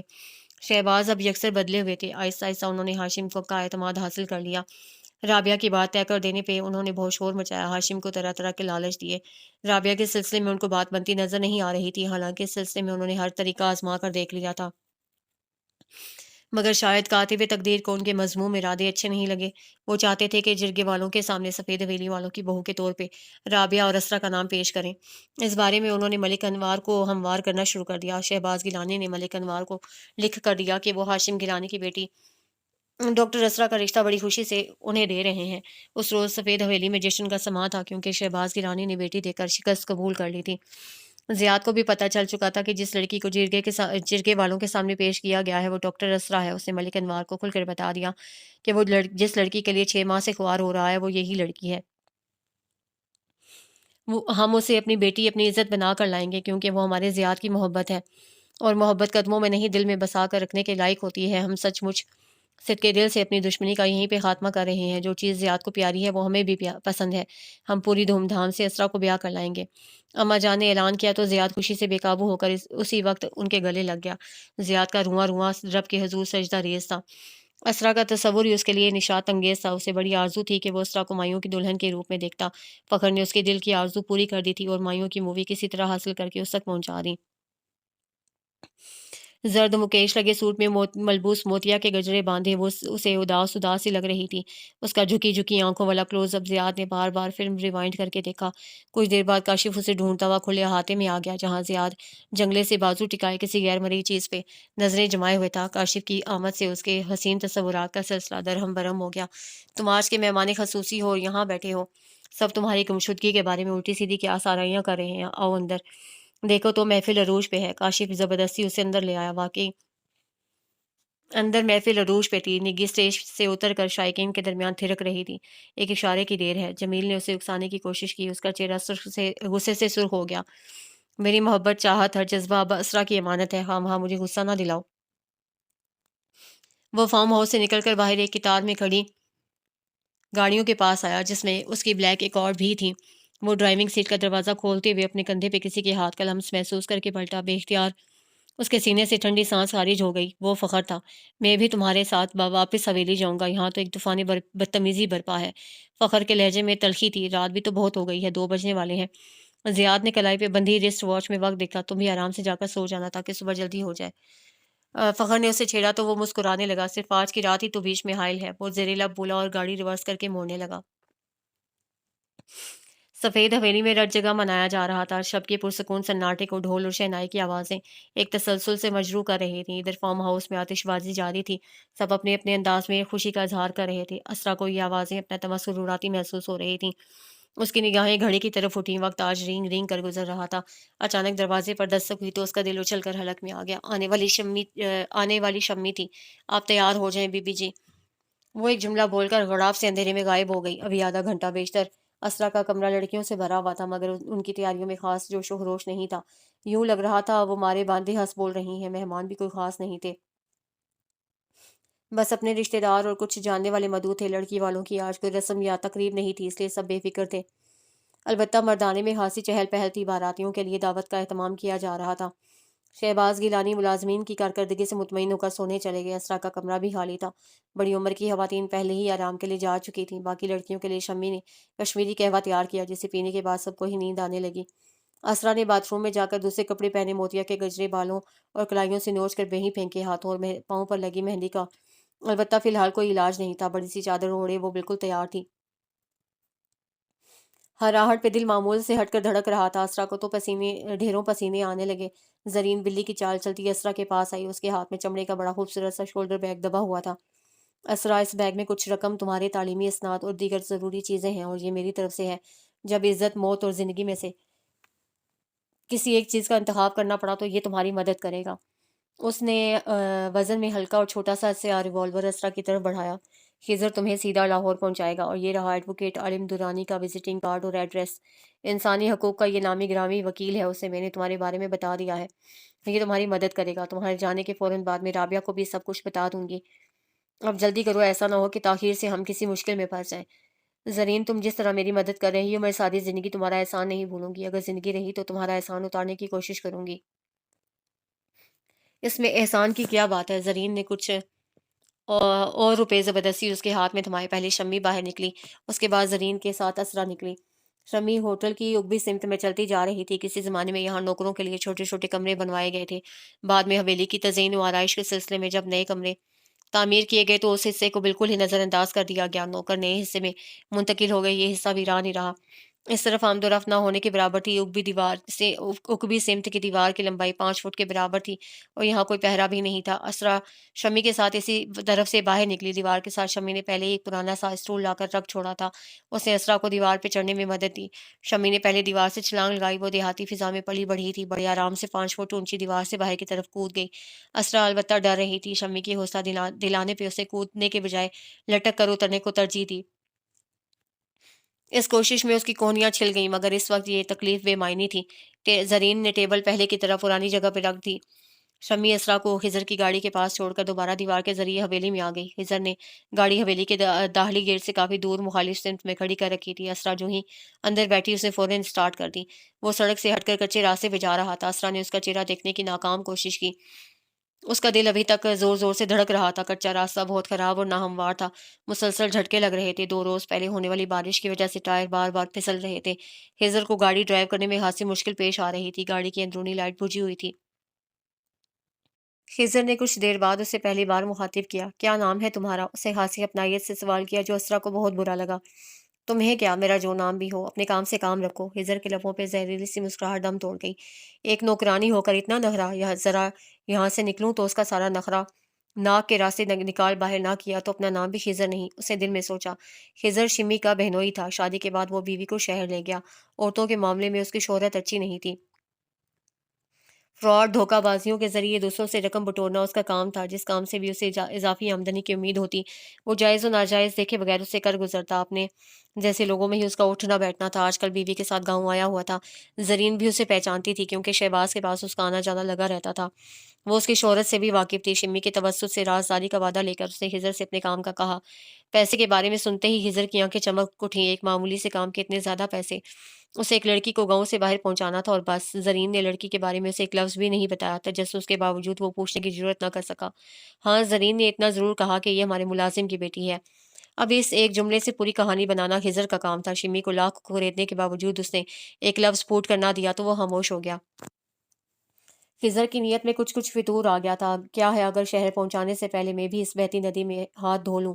کسی کو کیا پتہ چلے گا اور کوئی میرا کیا بگاڑ لے گا؟ اس کے شیطانی دماغ میں کشمکش ہونے لگی۔ اس سوچ پہ اس کا دماغ اس بری طرح اٹکا کہ اسے سامنے موجود گڑھا دیکھنے کے باوجود دکھائی نہ دیا۔ گاڑی کا اگلا ٹائر اس گڑھے میں جا پھنسا تو ایک دم توازن بگڑ گیا۔ گاڑی ایک سائڈ سے ترچھی ہو گئی۔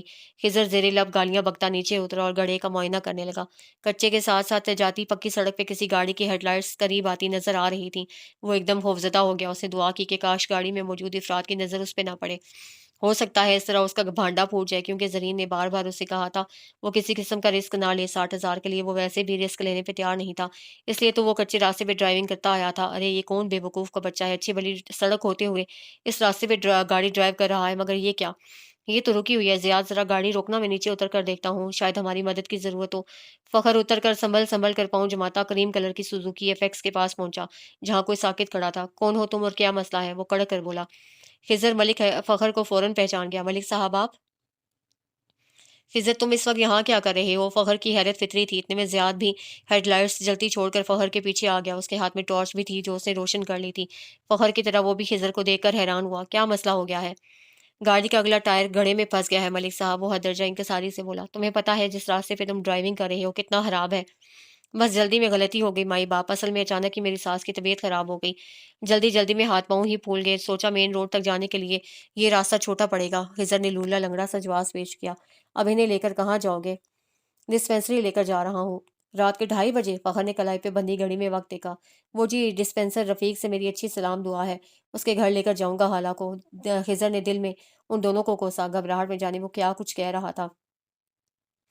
اچھا اپنی خالہ سے کہو گاڑی سے باہر آئیں، ہم گاڑی کو گھڑے سے باہر نکالنے کی کوشش کرتے ہیں، مل جل کر یہ کام ہوگا۔ زیاد نے گمسم پریشان کھڑے خضر سے کہا۔ مرتا کیا نہ کرتا کہ مصداق اس نے اسرا کو باہر نکلنے کا اشارہ کیا، جس کی اپنی حالت بھی خضر سے زیادہ مختلف نہ تھی۔ زیاد ایف ایکس کے دروازے کے پاس کھڑا تھا۔ جو ہی اسرا باہر آئی وہ ذرا سا پیچھے ہٹا۔ اس کی حصے شامہ نے ایک مانوس سی خوشبو کو فوراً محسوس کیا۔ یہ پرفیوم اور عطر سے ہٹ کر علیحدہ ہی خوشبو تھی۔ گزشتہ 6-7 روز سے اسے اس خوشبو سے آگاہی ہوئی تھی۔ یہ اپٹن کی خوشبو تھی جو لڑکیاں بالیاں اپنے حسن کو فزوں تر کرنے کے لیے استعمال کر رہی تھیں۔ اسے یاد آیا کہ 3 روز پہلے تانیہ بھابی، الینا اور دیگر لڑکیوں نے اسے دھوکے سے گھیر کر اسے بھی اپٹن لگانے کی کوشش کی تھی۔ فخر نے شرط لگائی تھی، مگر عین وقت پہ اسے پتہ چل گیا اور وہ ان سب کے گھیرے سے نکل آیا۔ خضر کی ساس خاصی شوقین مزاج لگتی ہیں، اسے ٹارچ روشن کرتے ہوئے سوچا، اور بالکل بے دھیانی میں روشن دائرہ اس اسرا پہ رکا تھا۔ مارے گھبراہٹ کے اس کا وہ ہاتھ چہرے سے ہٹ گیا جس سے ہاتھ سے اسے چادر کا گھونگھٹ سا بنا کر پکڑا ہوا تھا۔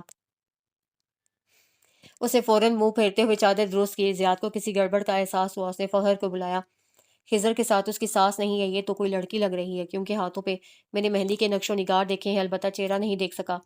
تو یہ بات ہے۔ خضر اور بھی گھبرا گیا جب انہوں نے اس سے لڑکی کے بارے میں پوچھا۔ پہلے تو وہ آئیں بائیں شائیں ہی کرتا رہا، پھر زیاد کا کرارا سا تھپڑ کھا کر راہ راست پہ آ گیا۔ میں بے قصور ہوں، یہ لڑکی خود میری گاڑی میں بیٹھی ہے، کہہ رہی تھی مجھے شہر پہنچا دو، کسی وکیل کا نام لے رہی تھی، مجھے نہیں پتا کون ہے یہ، میں تو انسانی ہمدردی کے ناطے مدد کرنے پہ آمادہ ہو گیا۔ میں نے سوچا جوان لڑکی ہے، یہ نہ ہو کسی بد فطرت کے ہتھے چڑھ جائے، اس لیے بٹھا لیا۔ وہ صفائی دے رہا تھا۔ یہ گاڑی کس کی ہے؟ میرے دوست کی ہے جی۔ میرے ساتھ جھوٹ کیوں بولا؟ خضر کے پاس اس بات کا جواب نہیں تھا۔ اسرا نے ایک طرف بھاگنے کا سوچا، مگر اپنی بے بسی پہ اس کی آنکھیں چھلک پڑیں۔ خضر نے اس کے بارے میں غلط بیانی کی تھی۔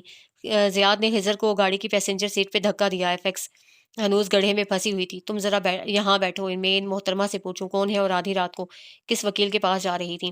کون ہو تم لڑکی؟ ذرا اپنے چہرے سے چادر ہٹاؤ۔ ہم سے ڈرو مت، ہم شریف لوگ ہیں، اگر مظلوم ہو تو تمہاری مدد کریں گے، جہاں کہو گی پہنچا دیں گے۔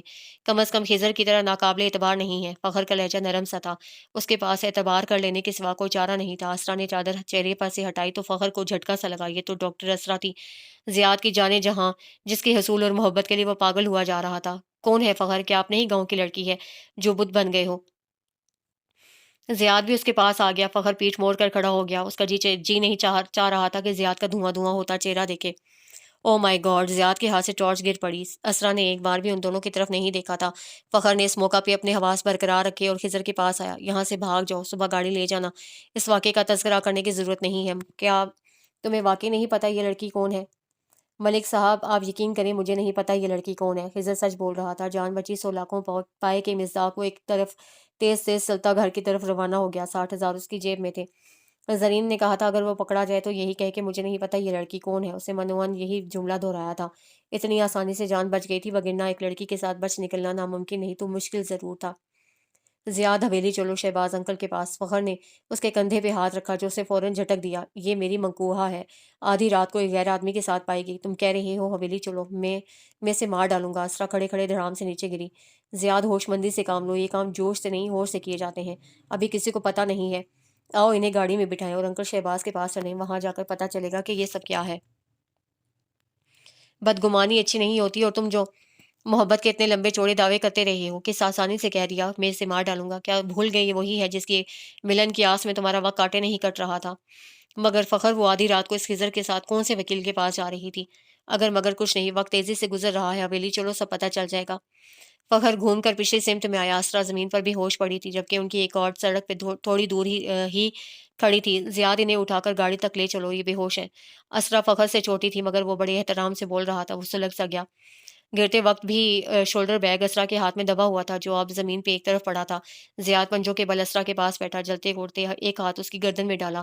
کچھ دیر پہلے تک جب وہ فارم ہاؤس میں تھا تو ملن کی اولین ساتوں کا تصور کر کے ہی اس کی آنکھوں میں نشہ تیرنے لگا تھا۔ اب اسے چھو کر زیاد کے دل میں کوئی پھول نہیں کھلا۔ اس نے اسرا کو دونوں بازو میں اٹھا کر گاڑی تک پہنچایا، ہر احساس سے عاری ہو کر۔ فخر کے ہاتھ میں اسرا کا بیگ تھا۔ حویلی پہنچنے تک ان دونوں کے درمیان کوئی اور بات نہیں ہوئی۔ ایک تناؤ کسی کیفیت طاری رہی، ہر طرف سناٹا اونگ رہا تھا۔ حویلی کی حالت سے لگ رہا تھا کہ انہیں اس حادثے کا پتہ بھی کچھ دیر پہلے ہی چلا ہے، کیونکہ اسرا کے کزن اس کی تلاش میں نکلنے ہی والے تھے۔ سلطانہ خاتون اپنے شوہر شہباز کے ساتھ کل ہونے والی تقریب کے بارے میں گفتگو کر رہی تھیں۔ سونے سے پہلے حسب معمول انہوں نے ساری حویلی کا چکر لگایا۔ زرین سے یہاں یہ غلطی ہو گئی تھی۔ اس کا خیال تھا کہ امی جان سو چکی ہیں، مگر یہ اس کی خام خیالی تھی۔ اسرا کے کمرے کی بتی بجھی ہوئی تھی۔ زرین سے یہ دوسری بڑی غلطی ہوئی، کیونکہ اسرا لائٹ جلا کر سونے کی عادت تھی۔ اب تو سلطانہ خاتون کو بھی اس عادت کی خبر ہو چکی تھی۔ انہوں نے دروازہ کھول کر اسرا کو 2-3 بار آواز دی، مگر جواب ندارد۔ لائٹ جلائی گئی تو ماجرا کھلا۔ شہباز انکل، اسرا ہماری گاڑی میں ہے، بے ہوش ہیں، انہیں ابتدائی طبی امداد کی ضرورت ہے غالباً۔ فخر اور زیاد ڈرائنگ روم میں بیٹھے ہوئے تھے۔ زندگی بھر شہباز کی کبھی یہ حالت نہیں ہوئی تھی جو اس وقت ہو رہی تھی۔ فخر نے مصلحتاً یہ بات جان کر چھپائی تھی کہ اسرا خضر کے ساتھ جا رہی تھی۔ اس نے یہی کہا کہ اسرا انہیں سفید حویلی جاتے ہوئے راستے میں ملی۔ فخر کو احساس تھا کہ اس کا یہ بیان بہت کمزور اور جھولدار ہے، مگر شہباز کو اس پہ یقین کر لینے کے سوا کوئی چارہ نہیں تھا۔ کتنی دیر وہ سر تھامے بیٹھے رہے۔ ان کی ساری زندگی کی کمائی بس فخر و ناز اور عزت ہی تو تھی، جسے اسرا نے کس بری طرح روندنے کی کوشش کی۔ کل اس کی رخصتی تھی، اسے تو ان کے منہ پہ کالک ملنے اور شکست سے فاش دینے میں کوئی کسر نہیں چھوڑی تھی۔ انہیں اس بات کا بھی اچھی طرح پتا تھا، اگر زیاد نے شادی سے انکار کر دیا تو شرط کے مطابق انہیں زرین کو ملک انوار کی بہو بنانا ہی پڑے گا، کیونکہ زیاد کے چہرے سے لگ رہا تھا وہ بڑی مشکل سے اپنے تند و تیز جذبات کی طوفانی ریلے کچھ پائے بیٹھا ہے۔ اسرا بیٹی جھلی ہے، پاگل ہے، اس کے میرے ساتھ کچھ اختلافات ہیں۔ اس نے اپنے جذبات مجھ تک پہنچانے کے لیے بڑا غلط طریقہ اختیار کیا ہے۔ انہوں نے تمہید باندھی۔ بہت خوب، وہ شادی کے گھر سے رات گئے نکل کر جانے کہاں جا رہی تھی، اور آپ کچھ اختلافات کا نام لے کر اپنی جان چھڑانا چاہ رہے ہیں۔ زیاد کے منہ میں جو کچھ آیا بولتا چلا گیا۔ اتنے میں اسرا کے دوسرے چچا بھی آ گئے۔ معاملہ بہت سنگین رخ اختیار کرتا جا رہا تھا۔ فخر نے کئی بار ہاتھ دبا کر زیاد کو خاموش رہنے کو کہا، مگر وہ تو آتش فشاں بنا ہوا تھا۔ یہ وقت ان باتوں کا نہیں ہے، ذرا معقولیت کا مظاہرہ کرو، فخر نے رسان سے سمجھایا۔ وہ خفگی سے اسے دیکھ کر رہ گیا۔ تم کہہ رہے ہو، یہ سب تم کہہ رہے ہو فخر؟ تمہیں پتا ہے کہ رات کے اندھیرے میں گھر سے فرار ہونے والی لڑکی کو کوئی بھی مرد دل بہلانے کا سامان تو بنا سکتا ہے، مگر زندگی بھر کا ساتھی نہیں۔ یہ وقت بہت نازک ہے، اگر ہم اس موقع پہ پیچھے ہٹ گئے تو ہر کوئی ہم پہ تھو تھو کرے گا، لوگ کہیں گے بڑی شان سے صلح کرنے چلے تھے۔ مجھے یقین ہے حویلی سے باہر ہم دونوں کے سوا کوئی بھی اس بات سے واقف نہیں ہے، سو پردہ پوشی ہی بہتر ہے، بعد میں دیکھا جائے گا۔ ہاں زیاد بیٹا، فخر ٹھیک کہہ رہا ہے، تم کل کا دن گزرنے کے بعد اسرا کو بے شک گولی مار دینا، مگر اس وقت میری عزت تمہارے ہاتھ میں ہے۔ اگر تم نے اس نازک وقت میں ہمارا ساتھ نہ دیا تو ہماری عزت کا جنازہ نکل جائے گا۔ شہباز کی مغرور گردن اپنے دشمن کے بیٹے کے آگے جھک گئی، اور وہ جو میری غیرت کا جنازہ نکالنے چلی تھی اس کا حساب کون دے گا؟ زیاد بیٹا، یقین کرو، اسرا ایسی ویسی لڑکی نہیں ہے، پھر اس نے ایسا قدم کیوں اٹھایا ہے؟ اب شہباز کے پاس سچ بولنے کے سوا کوئی چارہ نہیں تھا، سچ بول کر ہی وہ اپنی انا کو سلامت رکھ سکتے تھے۔ میں نے اسے شہر سے لا کر حویلی میں محصور کر رکھا تھا، اسرا کے نکاح کی خبر اس کی بہن تک کو نہیں ہے، میں نے اسے نگرانی میں رکھا ہوا تھا، کسی نہ کسی صورت اس نے اندرونی بھڑاس کو باہر تو نکالنا ہی تھا، میں خود ذمہ دار ہوں، میں ایک بار پھر تمہارے آگے ہاتھ جوڑتا ہوں، خدارا میری عزت کا خیال رکھنا۔ چشمے فلک نے ایک عجیب ہی تماشا دیکھا، زندگی بھر دوسروں سے رونت زدہ لہجے میں بات کرنے والا، انہیں حقیر سمجھنے والا، اٹھی گردن والا شہباز گیلانی اپنا اونچا شملہ اتار کر زیاد کے پاؤں میں رکھنے لگا تھا، صرف اس وجہ سے کہ کہیں زرین متبادل کے طور پہ تاوان میں نہ چلی جائے۔ اولاد کی محبت بڑی ظالم ہوتی ہے، انسان کو پستی میں گرا دیتی ہے۔ فخر نے انہیں ایسا کرنے سے روک دیا۔ مقبول گیلانی اور سکندر گیلانی نے بھی زیاد کو قائل کرنے کے لیے اپنی عزت کا واسطہ دیا۔ انکل، میں اسرا سے بات کرنا چاہتا ہوں، اگر ان کی طبیعت ٹھیک ہو تو۔ شہباز گیلانی اٹھ کر فخر کے ساتھ ہو لیے۔ زیاد وہیں بیٹھا جوتے سے قالین کو ریدتا رہا، اس کے چہرے پہ تاحال کبیدگی کے آثار تھے۔ اسرا فقط چہرے کے ساتھ اپنی طرف بڑھتے موت کے سائے کا انتظار کر رہی تھی، اسے بالکل بھی رعایت کی خوش فہمی نہیں تھی۔ تینوں خواتین اسرا کے پاس موجود تھیں، شہباز نے انہیں کمرے سے نکال دیا، اسرا نے مارے خوف کے آنکھیں بند کر لیں۔ فخر بیٹا اندر آ جاؤ۔ شہباز نے خشمگین نگاہوں سے اسرا کی طرف دیکھتے ہوئے فخر کو اندر آنے کا اشارہ کیا اور خود بھی وہیں بیٹھ گئے۔ انکل معاف کیجیے گا، میں تنہائی میں ان سے دو چار باتیں کرنا چاہتا ہوں، وہ بڑی شائستگی سے بولا تو ناچار وہ باہر نکل گئے۔ کچھ دیر وہ اسرا کے لرزتے وجود کو دیکھتا رہا اور پھر دوستانہ لہجے میں بولا، میری طرف دیکھیں اسرا، میں فخر ملک ہوں، زیاد کا دوست اور پھوپھی زاد۔ فخر نے اپنا تعارف کرایا۔ پلیز آپ اپنے آپ کو سنبھالیں، اگر مجھ پہ اعتبار ہے تو میرے چند سوالوں کا جواب دے دیں، آپ کو پتہ ہی نہیں ہے کہ آپ نے کیا کر ڈالا ہے۔ فخر کے لہجے میں ہمدردی محسوس کرتے ہی اسرا سسک کر رونے لگی۔ میں نے انتہائی مایوسی کے سرے پہ جا کر یہ فیصلہ کیا ہے، میری سوچ یہی تھی کہ شاید میری بقا اس میں ہے۔ آپ اتنی تعلیم یافتہ ہیں، کم از کم یہ احمقانہ قدم۔ فخر خاموش ہو گیا۔ مجھے پتا تھا سفید حویلی میں انسان بھی پائے جاتے ہیں، شائستہ اور نرم دل انسان۔ اسرا کے اس ایک جملے میں جو راز پنہاں تھا، فی الحال فخر کی عقل اسے سمجھنے سے قاصر تھی۔ آپ خود کو اکیلا مت سمجھے، فخر نے اس کے سر پر اپنا بھاری ہاتھ رکھ کر تسلی دی۔ کچھ گھنٹے پیشتر زرین نے بھی یہی خیال آنے پہ اسرا نے فوراً باقی جملے کا گلا ہی گھونٹ دیا۔ فخر واپس ڈرائنگ روم میں آ گیا، زیاد وہاں نہیں تھا، ابھی کچھ دیر پہلے وہ واپس گاڑی میں جا کر بیٹھ گیا تھا اور فخر کا ہی انتظار کر رہا تھا۔ انکل، جو بات چھپی ہے اس کو چھپا رہنا ہی بہتر ہے، ورنہ یہ دشمنی کے ایک نئے محاذ کو کھول سکتا ہے۔ اسرا، زیاد کی امانت ہے، ہم کل وقت مقررہ پہ آئیں گے، اب کسی اور کے سامنے یہ قصہ مت چھیڑیے گا، فخر نے سنجیدگی سے کہا اور باہر آ گیا۔ زیاد کھڑا سگریٹ پی رہا تھا، فخر کو آتا دیکھ کر زوردار آواز میں ڈرائیونگ سیٹ کا دروازہ کھولا۔ وہ اس کا تپا تپا سرخ چہرہ دیکھ کر خاموش ہو گیا، مگر پھر رہ نہ سکا۔ حویلی کی سڑک کراس کر کے وہ جو ہی دو رویا راستے پہ آئے، فخر نے اس کی خاموشی کو توڑ دیا۔ زیاد، تم نے کچھ اچھا نہیں کیا ہے، میں نے کہا بھی تھا کہ عقل سے کام لو، ٹھنڈے دل سے سوچو۔ خاموش ہو جاؤ فخر، تمہیں اس کی وکالت کرنے کے کتنے پیسے ملے ہیں؟ کیا اچھا نہیں کیا ہے میں نے؟ شہباز گیلانی نے اپنا شملہ اتار کر میرے قدموں میں رکھنا چاہا۔ اگر اس کی بزرگی کا خیال نہ ہوتا تو یقین کرو میں اسرا کو اپنے ہاتھ سے مار دیتا اور اس پہ مجھے افسوس بھی نہ ہوتا۔ رات کے اندھیرے میں فرار ہونے والی لڑکی کو گولڈ میڈل پہناؤں؟ اگر تم نے میری طرح ٹوٹ کر محبت کی ہو تو تمہیں پتہ چلے کہ جب اپنی ہی آنکھوں کے سامنے اس جذبے کا خون ہو تو کیا کیفیت ہوتی ہے۔ زیاد، تم بھی بہت سی باتوں سے لا علم ہو، اگر میں تمہیں یہ کہوں کہ اسرا کو استعمال کیا گیا ہے تو خدا کی مصلحت پہ میرا ایمان اور بھی پختہ ہو گیا ہے۔ رات کے اندھیرے میں اسرا کا ہم سے ٹکرانا بے سبب نہیں ہے، شمی اور خضر کا آپس میں قریبی رشتہ ہے، اس حوالے سے میں شمی کو ٹٹولنے کی کوشش کروں گا۔ تم خواہ کے شبہات کو دل میں جگہ مت دو، اسرا کا دامن آلودہ نہیں ہے، اسرا ایک پڑھی لکھی باشعور لڑکی ہے، ڈاکٹر ہے، آخر کچھ تو ایسا ہوا ہوگا جو وہ رات کے اندھیرے میں یوں چوروں کی طرح گھر چھوڑنے پہ مجبور ہوئی۔ مجھے انسانوں کو پرکھنے کا دعویٰ تو نہیں ہے، لیکن اسرا کے بارے میں یقین سے کہہ سکتا ہوں کہ اس نے غلط نیت سے قدم گھر سے باہر نہیں نکالا ہوگا۔ زیاد چپ چاپ سامنے سڑک پہ نظریں جمائے ڈرائیونگ کرتا رہا۔ آنے والی بدنامی کا رخ مڑ گیا تھا، فخر انہیں یقین دلا کر رخصت ہوا تھا۔ وہ اسی وقت اسرا سے پوچھ گچھ کرنا چاہتے تھے، مگر وہ پہلے ہی سلطانہ خاتون کے تند و تیز نوکیلے جملوں کی زد میں تھی۔ صبح صادق کا وقت تھا جب شمی کی چیخوں سے ساری حویلی گونجنے لگی۔ الہی خیر! سلطانہ خاتون نے اپنے سینے پہ ہاتھ رکھ لیا۔ شمی کی چیخوں کا سبب جاننے کے لیے وہ آواز کے مرکز کی طرف تیزی سے بڑھیں۔ ان کے دیورانیوں اور دیوروں کے حواس باختہ چہرے ان کے پیچھے ہی تھے۔ چند سیکنڈز کے اندر ہی سب سوئے ذی نفس جاگ اٹھے، ہر کوئی ان آوازوں کا سبب جاننے کے لیے بےتاب نظر آ رہا تھا۔ پھر شہباز گیلانی اور سلطانہ خاتون نے اپنی زندگی کا روح کھینچ دینے والا دل خراش منظر دیکھا۔ شمی ابھی تک ہذیانی انداز میں چیخ رہی تھی، اب اس کی آواز میں سلطانہ خاتون کی آواز سمیت اور کئی آوازیں بھی شامل تھیں۔ انسان زندگی کی ہوس میں کیا کچھ کر گزرتا ہے، اور اس نے موت کو گلے لگا لیا تھا۔ ہائے، اسے کون بتاتا، ابھی تو بھری بہاروں کے موسم ہے، اور اس نے پہاڑوں میں خزاں کا دائمی رنگ شامل کر دیا تھا، جدائی کا ابدی رنگ۔ اپنی امی کے ساتھ ڈرا سہما ہاشم پہلی بار حویلی میں داخل ہوا۔ اس کی امی نگار سولت گیلانی کی دوسری بیوی اور ہاشم سوتیلا بیٹا تھا۔ 6 سال پہلے نگار کی پہلی شادی الیاس کے ساتھ ہوئی تھی۔ 1.5 سال بعد الیاس ایک بیٹے کی نگہبانی سے سوم کر ایک حادثے میں جان گنوا چکے تھے۔ سولت گیلانی کی طرف سے جب اسے شادی کا پیغام ملا تو ہاشم 4.5 کا تھا۔ نگار سولت کی ایک دودھ پرے کی خالہ کی بیٹی تھی۔ اپنی نرم دل فطرت اور منموہنی صورت کی بنا پر سولت کو نگار بہت اچھی لگتی تھی۔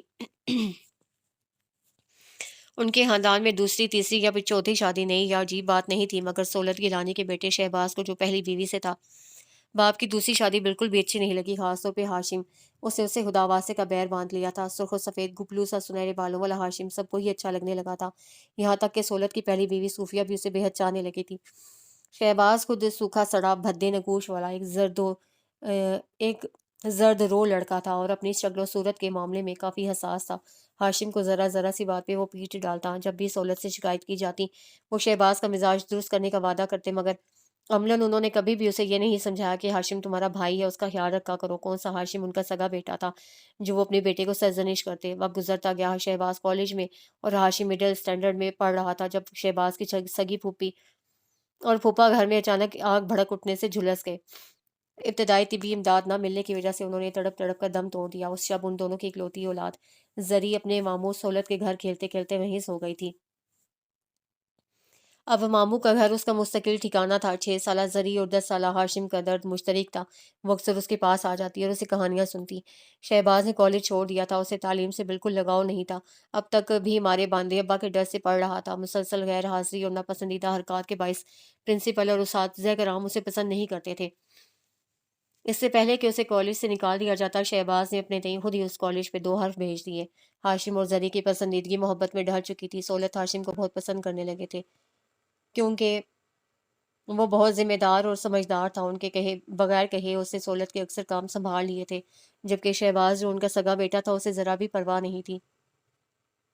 اسے سدھارنے اور گھر کے معاملات میں دلچسپی پیدا کرنے کے لیے سولت نے اس کی شادی سلطانہ خاتون سے طے کر دی۔ یہ بھی ایک اتفاق ہی تھا کہ نگار کے ہاں ہاشم کے بعد اور کوئی اولاد نہیں ہوئی۔ شہباز کی ہاشم سے نفرت کا وہی عالم تھا، بلکہ اب تو اس میں اور بھی شدت آ گئی تھی۔ وہ شروع سے ہی ہاشم کی ہر پسندیدہ چیز اسے چھینتا آیا تھا۔ زری اور اس کی محبت بھی اچانک ہی اس کی نگاہ میں آئی تھی۔ نرم و نازک سی زری اسے بھی بہت اچھی لگتی تھی، پھر وہ کیسے برداشت کر سکتا تھا کہ وہ ہاشم کے قبضے میں چلی جائے۔ اسے زری سے محبت یا عشق نہیں تھا، وہ تو بس اسے اس کے حسن اور ہاشم سے محبت کے صلے میں کسی بھی طرح بھی نیچا دکھانا چاہتا تھا۔ سو ایک روز بڑے آرام سے سولت گیلانی سے کہہ دیا کہ میں زری سے دوسری شادی کرنا چاہتا ہوں۔ یہاں پہ اسے شکست سے فاش ہو گئی، کیونکہ سولت گیلانی نے صاف صاف کہہ دیا کہ وہ زری کی شادی ہاشم سے کرنے کا فیصلہ کر چکے ہیں۔ نگار شاید یہی سننے کے لیے زندہ تھی، سو ایک شب سکون سے سو گئی، کبھی نہ اٹھنے کے لیے۔ زری اور ہاشم کی شادی دھوم دھام سے ہوئی۔ اس وقت شہباز کا پہلوٹی کا بیٹا بابر 3 سال کا تھا۔ شہباز کی حالت چوٹ کھائے ناگ کی طرح تھی۔ شہباز کے 2 چھوٹے بھائی اور بھی تھے، مگر وہ ہاشم کے ساتھ نارمل طریقے سے ہی پیش آتے۔ صرف ایک شہباز ہی تھا جو اونٹ کی طرح کینہ دل میں چھپائے بیٹھا تھا۔ اس وقت اس کی حالت دیدنی ہوتی جب وہ ہاشم کو زری کے ساتھ ہنستے بولتے دیکھتا۔ شادی کے بعد پہلے سال ہی ہاشم ایک بیٹی کا باپ بن گیا۔ زری کا حسن ماں بننے کے بعد اور بھی نکھر آیا تھا۔ شہباز کو افسوس ہوتا کہ یہ گورے نایاب اسے پہلے کیوں نظر نہیں آیا تھا۔ خواہ مخواہ اسے سلطانہ خاتون سے شادی کر لی۔ زری عورت تھی، شہباز کی بدلی ہوئی نگاہ کیسے نہ محسوس کرتی۔ رابعہ کے بعد اسرا پیدا ہوئی، وہ 2 سال کی ہو چکی تھی۔ ہاشم 2 دن کے لیے لاہور ایک ضروری کام سے گیا ہوا تھا۔ جب زری کو اکیلا پا کر شہباز کے اندر کا شیطان بیدار ہو گیا، اس رات اس نے زری کا سارا فخر خاک میں ملا دیا۔ بعد میں ضمیر نے ملامت کیا تو اس نے خود کو یہ کہہ کر بہلا لیا کہ میں نے ہاشم سے اپنی نارسائی کا انتقام لے لیا ہے۔ اسی رات زری نے گلے میں پھندا لگا کر خودکشی کر لی۔ اس باحیا وفا شناس اور عفت مآب عورت کے لیے اب ہاشم کا سامنا کرنا مشکل تھا۔ وہ کیسے ہاشم کے سامنے شہباز کے ہاتھوں روندا گیا وجود لے کر جاتی؟ سو اس نے اپنی رسوائی کے پل پل تڑپاتے احساس سے یکدم چھٹکارا پانے کا فیصلہ کر لیا۔ کیسے اس کے آگے شہباز کی جھوٹن رکھتی؟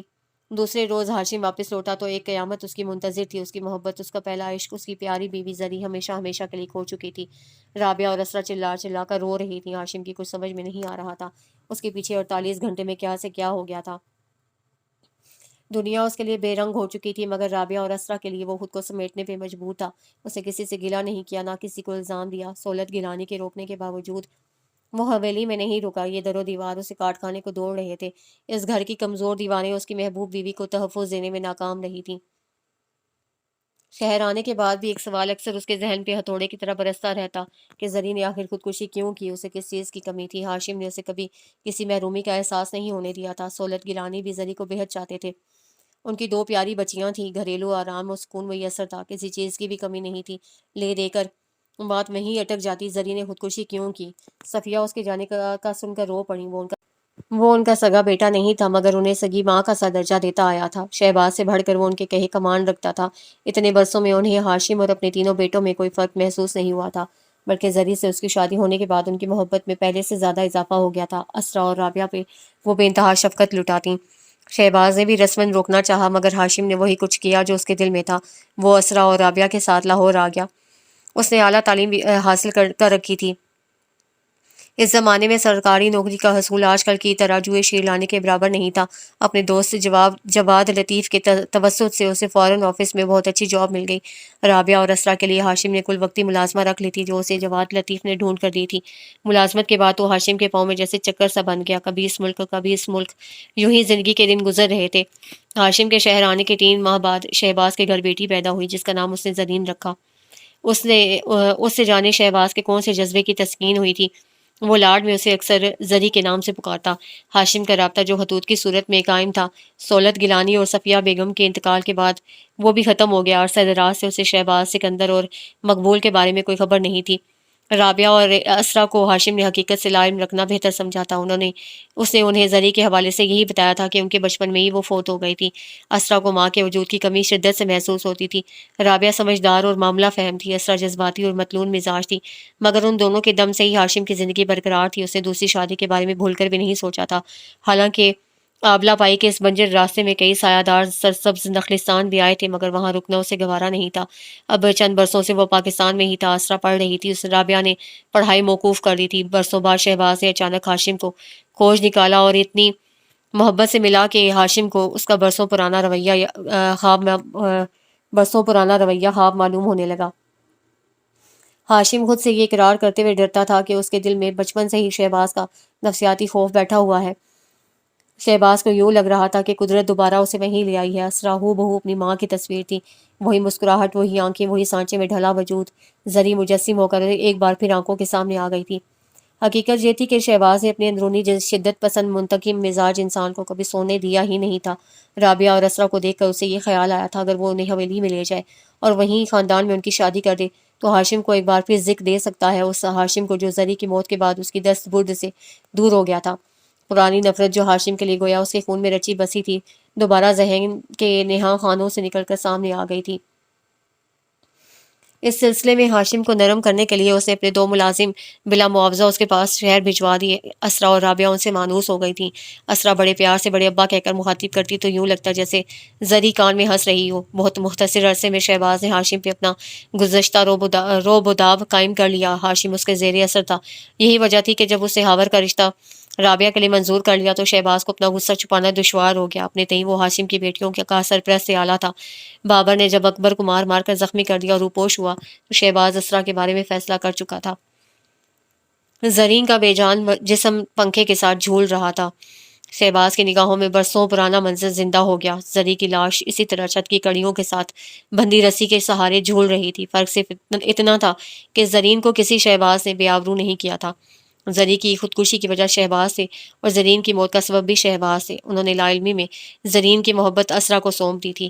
کتنی پیچیدگیوں اور سازشوں کے ذریعے انہوں نے زیاد کو اسرا کی زندگی میں شامل کیا تھا اور سیدھے سادے طریقے سے زرین کو بھی زیاد کی زندگی میں شامل کر سکتے تھے، مگر شاید کاتب تقدیر کو یہ منظور نہیں تھا۔ قدرت نے کتنے برسوں بعد انصاف کے اس کیس کو اختتام تک پہنچا کر فیصلہ سنایا تھا، ایسا فیصلہ جس سے کوئی بھی انحراف نہیں کر سکتا۔ اس کا انصاف مکمل اور بے داغ ہوتا ہے۔ شہباز کے ساتھ مکمل انصاف کیا گیا تھا۔ کل جس گھر سے اسرا کی ڈولی اٹھنی تھی، اس گھر سے آج زرین کا جنازہ اٹھا تھا۔ شہباز صبح سے سکتے کی حالت میں تھے۔ شادی کا گھر ماتم کدہ بن چکا تھا۔ اسرا کی اپنی حالت ٹھیک نہیں تھی۔ زرین کا آخری لمحات میں لکھا خط اس نے بھی پڑھا تھا۔ اسے پتہ ہی نہ چل سکا کہ زرین اتنی گہری جنونی اور بے صبری ہے۔ اگر وہ تھوڑی سی ہمت کر کے اسرا کو زیاد کے بارے میں پہلے ہی بتا دیتی تو شاید حالات کچھ اور ہوتے۔ اسے سیدھا راستہ اختیار کرنے کے بجائے اسرا کے ذہن سے پہ نفسیاتی دباؤ ڈالا، اتنا زیادہ کہ وہ گھبرا کر اس کی پرکشش باتوں میں آ کر رات کے اندھیرے میں گھر سے نکل گئی۔ اسے اس بات کا بھی بالکل بھی افسوس نہیں تھا کہ زرین نے اسے غلط راہ دکھائی ہے۔ اس نے اسرا سے کچھ اور کہا اور خضر سے کچھ اور۔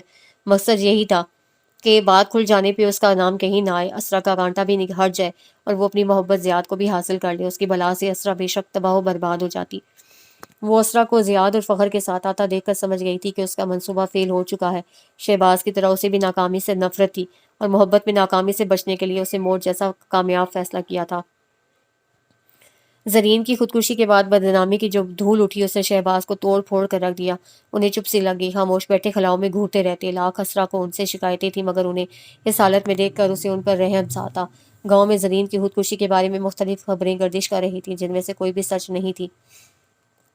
اسرا سب کا بدلا ہوا رویہ نوٹ کر رہی تھی۔ اب وہ سب پہلے کی طرح بیگانگی اور سردموری سے پیش نہیں آتے تھے۔ سکندر اور مقبول کو شہباز سے جو شکایتیں تھیں وہ ایک ایک کر کے سامنے آ رہی تھیں۔ برسوں کی دبی کدورت ابھر آئی تھی۔ دونوں بھائیوں کو شکوہ تھا کہ شہباز نے انہیں ان کا جائز مقام نہیں دیا ہے۔ وہ اب اپنے جائز مقام کو حاصل کرنے کے لیے جت گئے تھے کیونکہ شہباز کا ہونا نہ ہونا برابر تھا۔ اکلوتا بیٹا بابر اپنے مشاغل اور مصروفیات میں گم تھا۔ باپ کی دلگیر کیفیت کی اسے بالکل پرواہ نہیں تھی، بلکہ اپنے تئیں وہ اب خود کو آزاد محسوس کر رہا تھا۔ باپ کی پوچھ گچھ کا خوف رخصت ہو چکا تھا۔ شہباز کی ساری زندگی کی کمائی بابر اور زرین تھے۔ زرین رہی نہیں اور جو رہ گیا اس کا ہونا نہ ہونا برابر تھا۔ بذریعہ خط و ٹیلی فون رابعہ کو ہونے والے تمام واقعات کی خبر ہو چکی تھی۔ وہ پاکستان آنے کے لیے تڑپ رہی تھی۔ اسے جلد از جلد وطن واپسی کے لیے سیٹ ریزرو کروا لی۔ اسرا کا مستقبل غیر یقینی سا تھا۔ مقبول گیلانی اور سکندر گیلانی نے اسے کہا تھا کہ اگر وہ زیاد ملک سے طلاق لینا چاہتی ہے تو وہ اس کے ساتھ ہے۔ مقبول گیلانی نے بڑی نفرت سے کہا تھا۔ رشتہ شہباز بھائی نے طے کیا تھا۔ بذات خود وہ فرعون بن بیٹھے تھے۔ جرگے کے فیصلے کے نتائج وہی بھگتیں۔ تمہارا کیا قصور ہے؟ اگر تم آج جرگے کے سامنے یہ کہہ دو کہ تمہیں شہباز بھائی نے زبردستی ڈرا دھمکا کر نکاح پہ مجبور کیا تھا، پھر دیکھنا شہباز کا پورے گاؤں میں کیسے جلوس نکلتا ہے، کیسی بدنامی ہوتی ہے۔ جرگے والے از سر نو فیصلہ کریں گے جو یقیناً تمہارے حق میں ہوگا۔ اسرا کو یقین نہیں آ رہا تھا کہ یہ مقبول انکل بول رہے ہیں۔ بڑے ابا کے سامنے اس نے انہیں ہمیشہ سر جھکائے مؤدب بیٹھے رک رک کر بولتے سنا تھا۔ آج کس قدر تحقیر اور تضحیک بھرا انداز تھا ان کا۔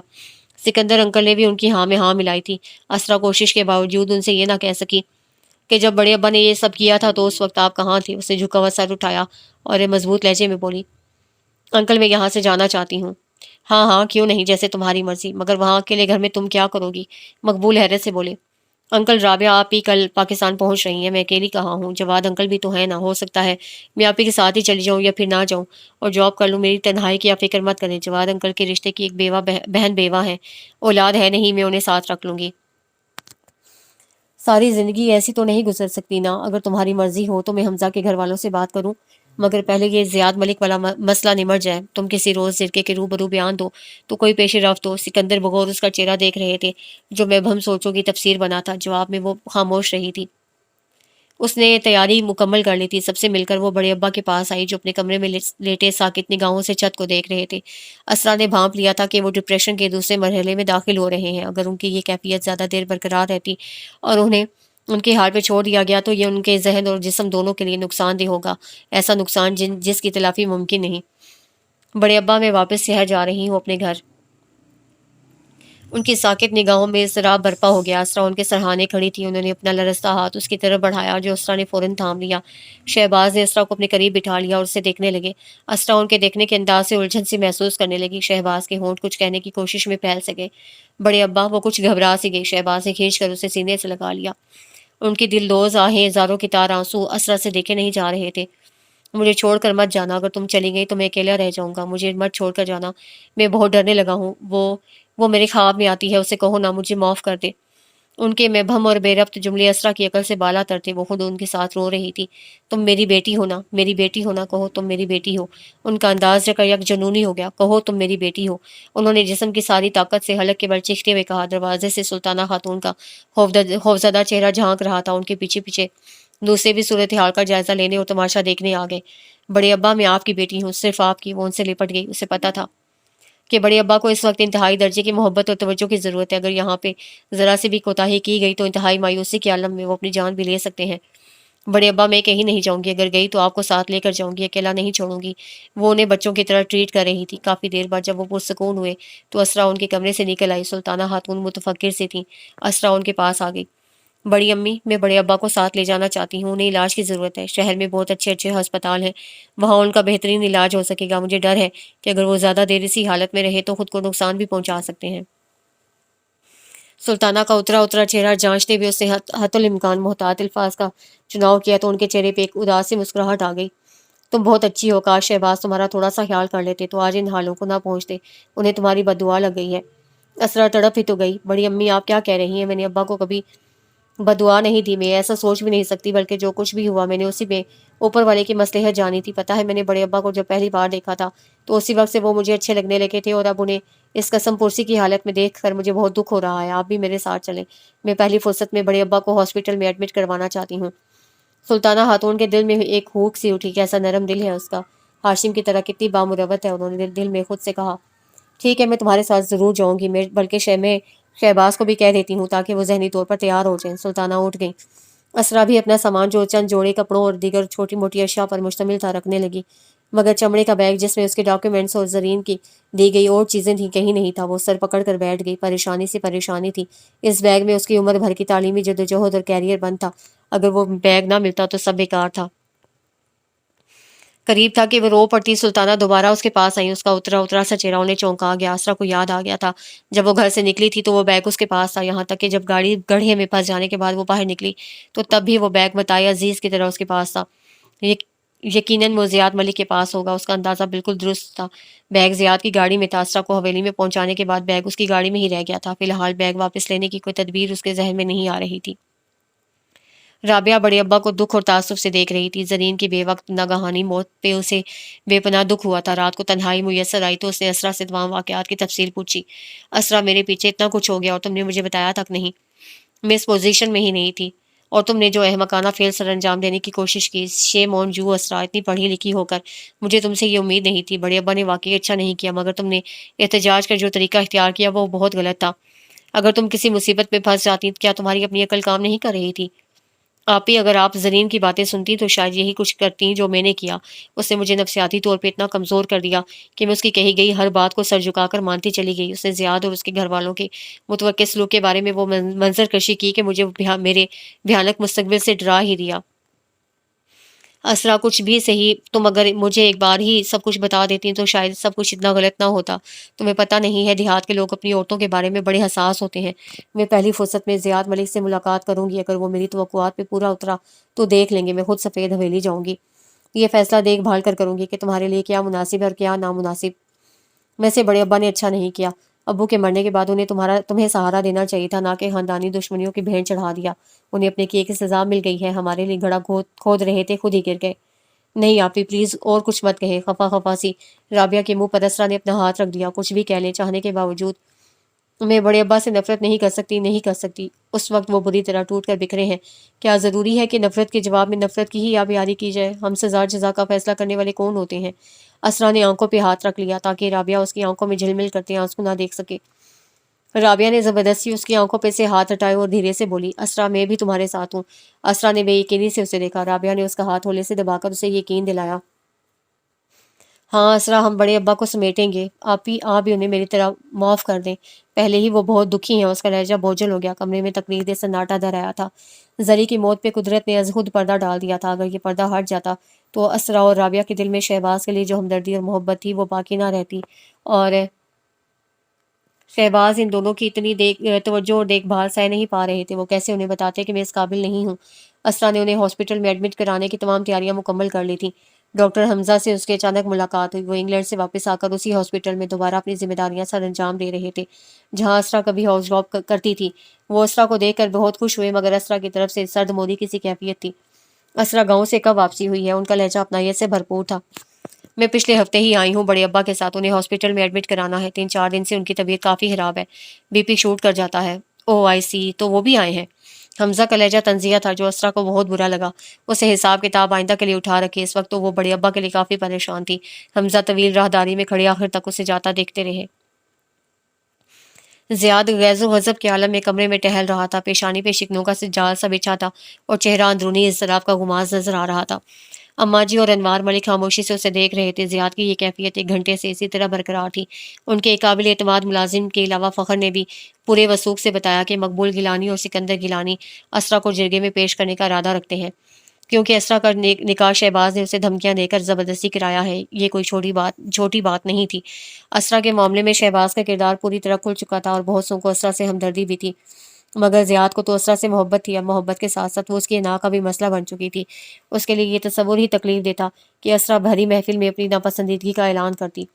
فخر تو اس کا بہترین دوست اور رازدان تھا، وہ زیاد کے دل پہ پل پل گزرنے والی قیامت سے بخوبی واقف تھا۔ یہ سوالوں سے بھی پریشان کر رہا تھا کہ اگر اسرا نے اسے ٹھکرا دیا تو زیاد کا کیا رد عمل ہوگا۔ وقت گزر رہا تھا اور پردہ غیب میں سے جانے کیا ظہور میں آنے والا تھا۔ اسرا، میں آج بہت خوش ہوں، اتنا کہ کائنات مجھے اپنی مٹھی میں بند محسوس ہو رہی ہے۔ حمزہ کی آنکھوں سے پھوٹتی چمک، لبوں پہ مسکراہٹ اور چہرے پہ تاریک سرمستی کی سی کیفیت ان کی اندرونی خوشی کو ظاہر کر رہی تھی۔ اسرا حمزہ کے گھر میں تھی۔ حمزہ نے حال ہی میں یہ بنا بنایا فرنشڈ گھر خریدا تھا اور اسرا کو آج دکھانے لائے تھے۔ حمزہ کی طرف سے اس کا دل میں جو بھی ناراضی اور خفگی تھی وہ ختم ہو گئی تھی۔ حمزہ نے سچ مچ بہت شرمندگی کا اظہار کیا تھا۔ اسرا نے تو حمزہ کو معاف کر دیا تھا، مگر رابعہ کے لیے یہ آسان نہیں تھا۔ میں حمزہ کی شکل تک نہیں دیکھنا چاہتی۔ کتنی آسانی سے کہہ دیا کہ میں بہت شرمندہ ہوں۔ وہ ہم سب کے جذبات سے کھیلا، ابو کو بھی نہیں بخشا۔ اس کا غصہ کم ہی نہیں ہو رہا تھا۔ آپ ہی اتنا غصہ ٹھیک نہیں ہے، اور اس کنڈیشن میں تو بالکل بھی نہیں۔ اسرا اس کے بے ہنگم پھیلتے وجود کو دیکھتے ہوئے شرارت سے ہنسی تو رابعہ جھیم گئی۔ 2.5 ماہ پہلے یہ تصور بھی محال تھا کہ اسرا کو اتنی خوشیاں ملیں گی۔ شہباز گیلانی کو ہاسپٹل ایڈمٹ ہوئے تیسرا روز تھا جب انہوں نے دنیا کے تمام جھمیلوں سے چھٹکارا پا لیا۔ زرین کی موت کے بعد وہ اندر ہی اندر بری طرح ٹوٹ پھوٹ چکے تھے، کلس رہے تھے، پچھتاوا گھن کی طرح چاٹے جا رہا تھا۔ اسرا اور رابعہ کی محبت، خدمت گزاری کچھ بھی تو اثر نہیں کر رہی تھی۔ دماغ پہ بے پناہ دباؤ کے باعث ان کی شریان پھٹ گئی۔ آخری وقت میں اسرا ان کے پاس CCU میں ان کے پاس کسی کو بھی جانے کی اجازت نہیں تھی، مگر اسرا نے سرجن افتخار سے خصوصی اجازت نامہ حاصل کیا تھا۔ وہ سفید براق بستر پہ ہوش و حرت سے بیگانہ پڑے تھے۔ آخری وقت میں شہباز کی بے بس آنکھوں نے اسرا کو دیکھا۔ اس کے پہلو میں زری بھی کھڑی تھی۔ تنزیہ مسکراتی ہوئے کچھ کہہ رہی تھی، مگر ان کی سمجھ میں نہیں آ رہا تھا۔ زری اور اسرا کا وجود گٹ مٹ ہو رہا تھا۔ شہباز کو اپنا وجود بے جان ہوتا لگ رہا تھا۔ اسرا ان پہ جھکی ہوئی ان کے ماتھے پہ پیار کر رہی تھی۔ شہباز کی روح کھنچ کر آنکھوں میں منجمد ہو گئی۔ زری کا ہیولا غائب ہو چکا تھا، وہاں تو صرف اسرا تھی، روتی دھوتی اسرا۔ شہباز کو گاؤں میں ہی دفنایا گیا۔ سلطانہ خاتون کو یوں لگ رہا تھا جیسے آج وہ دوسری بار مری ہوں۔ سفید حویلی والے تعزیت کے لیے آئے۔ رابعہ اور اسرا بھی گاؤں میں تھیں۔ شہباز کی موت کو 15 روز ہوئے تھے جب مقبول اور سکندر نے دوبارہ زیاد اور اسرا والا مسئلہ اٹھایا۔ اسرا بیٹی، تم انکار کر دو تو جرگے سے بہت سے فوائد ملیں گے۔ مقبول گیلانی اسے قائل کرنے کی کوشش کر رہے تھے۔ کس قسم کے فوائد؟ وہ انہیں سوالیہ نظروں سے دیکھنے لگی۔ اگر تم انکار کر دو تو شہباز کی ساری جائیداد ملک زیاد کے قبضے میں چلی جائے گی، اس میں سے آدھی تمہاری ہوگی، کیونکہ تمہیں ذہنی اور جذباتی طور پر جو کوفت اٹھانی پڑی ہے، یہ جائیداد اس کے صلے میں تمہیں دی جائے گی، اور کیونکہ یہ ہمارے یہاں کے قوانین ہیں جس میں عورت کا فائدہ بھی دیکھا جاتا ہے اور اس میں کوئی برائی بھی نہیں ہے۔ شہباز کی زندگی میں اگر تم انکار کرتی تو معاہدے کی روح سے وہ زرین کو ان کے حوالے کرتا۔ اگر شہباز کی بیٹی نہ ہوتی تو وہ ہم سے رجوع کرتا، مگر کیا ہماری بیٹیاں اتنی فالتو ہیں؟ چھوٹے چچا، یہ آپ کیا کہہ رہے ہیں؟ وہ حیران تھی۔ کیوں، میں تمہارے بھلے کی ہی سوچ رہا ہوں۔ وہ برا مان گئے۔ ہر معاملے میں عورت کو ہی آگے کیوں کیا جاتا ہے؟ جب میرا نکاح ہوا تو کسی نے بھی مجھ سے پوچھنے کی زحمت گوارا نہیں کی۔ اب مجھ پہ یہ مہربانی کیوں کی جا رہی ہے؟ آپ میری طرف سے خود ہی سب کچھ کرنے کے مجاز ہیں۔ میری رائے کیوں طلب کی جا رہی ہے؟ آپ کیوں چاہتے ہیں کہ بڑے ابا کی جائیداد ملکوں کے قبضے میں چلی جائے؟ آپ نے سوچا ہے بڑی امی اور بابر بھائی کا کیا بنے گا؟ کیا اس کے علاوہ کوئی اور طریقہ نہیں ہے؟ آج پہلی بار اسرا نے ان کے سامنے بولنے کی جرت کی تھی اور انہیں آئینہ دکھایا۔ چھوٹے چچا، یہ مناسب نہیں ہے کہ بڑی امی اور بابر بھائی خالی ہاتھ رہ جائیں۔ اس سے بہتر یہ ہے کہ میں عدالت تک جاؤں۔ مجھے وہ بے عزتی اور توہین گوارا ہے، مگر یہ نہیں جس سے بڑی امی کے دل کو ٹھیس پہنچے۔ اسرا نے انہیں بے طرح شرمندہ کیا تھا۔ زیاد نے پہلی بار ہاشم ہاؤس میں قدم رکھا۔ گیٹ پہ متعین چوکیدار نے اندر اس کی آمد کی اطلاع دی۔ رابعہ خود باہر آئی اور اسے اندر لے گئی۔ ڈرائنگ روم میں اسرا پہلے سے موجود تھی۔ زیاد نے سرسری سے نگاہ اس پہ ڈالی اور شائستگی سے احوال پوچھا۔ وہ دھیرے سے سر ہلا کر رہ گئی۔ فضا میں ایک تکلیف دہ سی خاموشی طاری تھی۔ زیاد پہلی بار رابعہ سے ملا تھا اور متجسس تھا کہ آخر رابعہ نے اسے کیوں بلوایا ہے۔ گاؤں میں جب یہ افواہیں گردش کر رہی تھیں کہ جلد ہی جرگہ طلب کیا جائے گا جس میں اسرا بھی شامل ہوگی، اس کے تناظر میں یہ بلاوا بڑا معنی خیز تھا۔ میں پوچھ سکتا ہوں کہ مجھے کیوں بلوایا ہے؟ آرام سے، ذرا دم تو لے لیں، پھر آپ کو بتاؤں گی۔ رابعہ خوشگوار لہجے میں بولی تو زیاد کے خدشات یک لخت مٹ گئے۔ آپ مجھے زیاد یا بھائی بھی کہہ سکتی ہیں، آخر کو ہمارے درمیان بڑا قریبی رشتہ ہے۔ زیاد نے یہ کہتے ہوئے اچڑتی ہوئی نگاہ اسرا پہ ڈالی جو کمرے میں موجود ہوتے ہوئے بھی وہاں نہیں تھی۔ رابعہ نے ہنکارا بھرا اور صاف صاف بات کرنے کا فیصلہ کیا۔ بات یہ ہے کہ اسرا شہر کی پروردہ، اعلیٰ تعلیم یافتہ مگر نازک احساسات کی مالک ہے۔ یہ جرگوں پنچایتوں کا سامنا کرنا اس کے بس کی بات نہیں ہے۔ ہمیں یہ سب پسند نہیں ہے۔ محض دشمنی میں جو تعلق صلح کی آڑ میں جوڑا جائے، اسرا کے نزدیک وہ قابل قبول نہیں ہے۔ اسی لیے یہ کہنا ہے کہ بس اس سے آگے ایک لفظ مت کہیے گا۔ زیاد کا چہرہ اس کی اگلی بات کا مطلب جانتے ہی سرخ ہو گیا اور اسے رابعہ کا جملہ کاٹ دیا۔ اسرا اس دوران بالکل لا تعلق بنی رہی۔ اس کی بے نیازی قابل دید تھی۔ یہ میری عزت بن چکی ہے۔ اس سے پہلے ان سے میرا قلبی تعلق تھا، مگر اپنی عزت کا تحفظ میرے لیے قلبی تعلق سے بڑھ کر ہے۔ یہ فیصلے اتنی جلدی نہیں ہوتے۔ میں محبت تو چھوڑ سکتا ہوں، عزت کو پسے پوشت نہیں ڈال سکتا۔ شدت جذبات سے اس کا چہرہ سرخ ہو گیا۔ رابعہ نے ٹھنڈی سانس بھری۔ زیاد کچھ کھائے پیے بغیر وہاں سے اٹھایا۔ حمزہ اس کے سامنے سر جھکائے بیٹھے تھے۔ وہ بہت کچھ کہہ رہے تھے مگر اسرا کا ذہن ایک ہی جملے پہ اٹکا ہوا تھا۔ شمائل بالکل تمہاری طرح ہے۔ حمزہ کے اس ایک جملے پہ وہ انہیں دیکھتی رہ گئی۔ آپ کو مجھے حقیقت بتا دینی چاہیے تھی، شاید مجھے اتنا دکھ نہ ہوتا۔ میں نے کوئی خواب تو نہیں دیکھے تھے مگر حمزہ نے اسے نگاہیں چرا لیں۔ 4.5 سال قبل حمزہ کی منگنی شمائل سے ہوئی تھی۔ بے پناہ مخالفتوں اور اعتراضات کا سامنا کرنے کے بعد دونوں نے ایک دوسرے کو پایا تھا۔ شمائل انگلینڈ میں مقیم تھی۔ اس کی کوشش تھی کہ حمزہ بھی اس کے ساتھ انگلینڈ چلے اور وہیں اپنی پریکٹس شروع کرے۔ حمزہ جو پور اس کی محبت میں سرشار تھے، شمائل کی بات ماننے سے انکار کر دیا۔ شمائل نے ان پہ واضح کر دیا کہ وہ پاکستان میں مستقل نہیں رہ سکتی۔ اگر حمزہ اس سے سچ مچ محبت کرتے ہیں تو اسے انگلینڈ آنا پڑے گا۔ حمزہ کی مردانہ انا آڑے آ گئی۔ انہوں نے شمائل کے ساتھ جانے سے انکار کر دیا اور دھیرے دھیرے دودھی کی اس آگ میں سلگتے رہے۔ ان دونوں کے مابین صرف اور صرف انا حائل تھی۔ اسرا نے ہاؤس جاب کے لیے جس ہاسپٹل میں اپلائی کیا وہاں حمزہ پہلے سے ہی کام کرتے تھے۔ اسرا کو دیکھ کر وہ چونک سے گئے۔ وہی شمائل کی سی ہنسی، اسی کے جیسی پسند و ناپسند چال ڈھال اور بے ساختہ انداز۔ گھر والوں کی طرف سے ان پہ شادی کے سلسلے میں دباؤ بڑھتا جا رہا تھا۔ انہوں نے بے دردی سے سوچا اگر وہ اسرا سے شادی کر کے شمائل کو حیران کر دیں تو کیسا رہے گا۔ اسرا کے ابو بھی ان سے مل کر خوش ہوئے مگر رشتہ طے کرنے کی نوبت نہیں آئی۔ شہباز گیلانی نے ہاشم کی موت کے بعد انہیں گھر سے آنے سے روک دیا اور اسرا سے دور رہنے کو کہا۔ تباً حمزہ بزدل سے انسان تھے اور ویسے بھی کون سا انہیں اسرا سے طوفانی محبت تھی۔ اس میں محض شمائل کی جھلک ہی تو تھی۔ وہ شمائل تو نہیں تھی۔ رہی صحیح کسر شمائل کے انگلینڈ میں ہونے والے ایکسیڈنٹ نے پوری کر دی۔ اپنی ساری انا بالائے طاق رکھ کر شمائل کے پاس انگلینڈ پہنچ گئے۔ اب وہ اسرا کے سامنے معذرت پیش کر رہے تھے۔ شمائل اسی ہفتے آ رہی ہے۔ ہماری شادی کی تقریب عنقریب ہوگی۔ مجھے مبارکباد نہیں دو گی؟ پہلے آپ مجھے مبارکباد دیں۔ کس سلسلے میں؟ میرا زیاد ملک کے ساتھ نکاح ہو چکا ہے۔ اس سلسلے میں؟ یہ تو اچھی بات ہے۔ حمزہ نے حیرت کے اچانک جھٹکے سے رخصت سنبھلتے ہوئے کہا۔ رخصتی کب کروا رہی ہو؟ اسی ہفتے۔ اور شمائل کو لانا مت بھولیے گا، اور ہاں اس ملال کو دل میں جگہ مت دیجیے گا کہ آپ نے میرا دل توڑا ہے، بلکہ مجھے شرمندہ ہونا چاہیے کیونکہ آپ جب ہم اپنی والدہ کے ساتھ ہمارے گھر آئے تھے تو مجھے سب کچھ اچھا نہیں لگا کیونکہ آپ سے پہلے ہی زیاد مجھے پسند کر چکے تھے۔ آپ کو وہ مریض زیاد ہے جو مجھے بہت تنگ کرتا تھا، وہی شوہر کی حیثیت سے میری زندگی میں شامل ہوئے ہیں۔ کیا سرپرائز ہے، حمزہ نے دل میں اٹھتی تعصب کی لہر کو دباتے ہوئے کہا اور جانے کے لیے اٹھ کھڑے ہوئے۔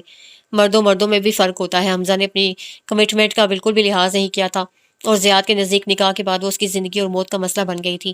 اس روز جب غصے کے عالم میں زیاد وہاں سے نکلا تھا تو رابعہ آپی نے اس سے کہا تھا زیاد تمہیں بہت زیادہ خوش رکھے گا، اس کا دل مت توڑو، اور اسرا نے اس کی بات سمجھ لی تھی۔ 4 روز پہلے وہ حویلی رخصت ہو کر آئی تھی۔ سب نے اس محبت بھرے ماحول میں دل سے اس کا استقبال کیا تو وہ اپنے غلط اندازوں پہ جی بھر کر شرمندہ ہوئی۔ رابعہ سب سے مل کر ابھی گئی تھی۔ اسرا اداس سی تھی۔ اماں جان اسے اندر لے آئیں۔ کیوں پریشان ہوتی ہو ماں؟ 2 ماہ بعد زیاد تمہیں رابعہ بیٹی سے ملوا کر لے آئے گا۔ تم خود کو تنہا مت سمجھنا، ہم سب ہیں نا، میں تمہاری ماں کی جگہ ہوں۔ تمہیں کسی سے کوئی بھی شکوہ یا شکایت ہو تو تم اسے کہہ سکتی ہو۔ اماں جی نے فرتے محبت سے اسے خود سے چمٹا لیا۔ نہیں، میں اب پریشان نہیں ہوں۔ اسرا ہنسی تو وہ مسرور سی ہو گئیں۔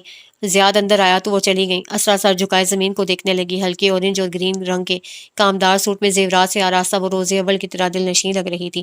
یار ہماری شادی کو 4تھا روز ہے اور تم ابھی تک پہلے روز کی طرح بیہیو کر رہی ہو۔ زیاد اس کے پاس آ کر بیٹھ گیا۔ اسرا کا چہرہ اس کی نگاہوں کی تپش سے سنسنانے لگا۔ اسے رخ موڑنا چاہا مگر زیاد نے اس کی کوشش ناکام بنا دی۔ تم نے اپنی بے رخی سے مجھے بہت جلایا ہے اور اب یوں ڈری سہمی بیٹھی ہو، مجھے ہنسی آ رہی ہے۔ زیاد کے تیور بدل رہے تھے۔ وہاں ہاسپٹل میں تو بڑی تھانے دار نظر آتی تھیں، کیا تکلیف ہے آپ کو؟ زیاد نے اس کی نقل اتاری۔ ڈاکٹر صاحبہ مجھے مستقل طور پہ اپنے مریضوں کی لسٹ میں شامل کر لیں۔ زیاد نے اس کی آنکھوں میں جھانکنے کی کوشش کی جو حیا کے بوجھ سے مستقل جھکی ہوئی تھیں۔ پلیز آپ اس طرح مجھے مت دیکھیں۔ زیاد ہنستا چلا گیا۔ تو پھر کیسے دیکھوں؟ اب انہیں شوہرانہ نگاہوں سے عمر بھر دیکھوں گا؟ وہ مضبوط لہجے میں بولا تو اسرا نے ذرا کی ذرا نگاہیں اٹھا کر اسے دیکھا۔ زیاد کی آنکھیں جذبوں کی لو سے دہک رہی تھیں۔ ذرا دعوتوں سے فارغ ہو لیں تو ہاسپٹل والا معاملہ دیکھوں گا۔ اگر تم گاؤں والے ہاسپٹل میں کام کرنا چاہتی ہو تو میں سمجھوں گا کہ گاؤں والوں کی خوش قسمتی ہوگی، کیونکہ یہاں کوئی ڈاکٹر کبھی زیادہ عرصہ نہیں ٹکتا۔ میں یہیں کام کروں گی، اسرا بولی تو زیاد کا چہرہ کھل اٹھا۔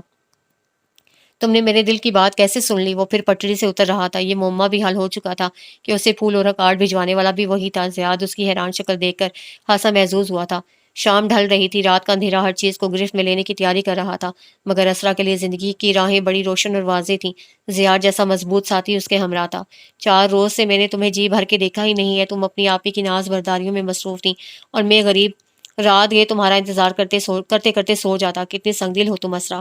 زیاد کے لب پیار بھری سرگوشیاں کر رہے تھے۔ اسرا نے لاکھ دامن بچانا چاہا، مگر زیاد کی شوخ نگاہیں کہہ رہی تھیں کہ فرار کی کوئی راہ نہیں ہے، اور اب وہ فرار چاہتی ہی کب تھی۔ اسرا نے طمانینت سے آنکھیں موند لیں اور زیاد کی چاہت کی بارش میں بھیگتی چلی گئی۔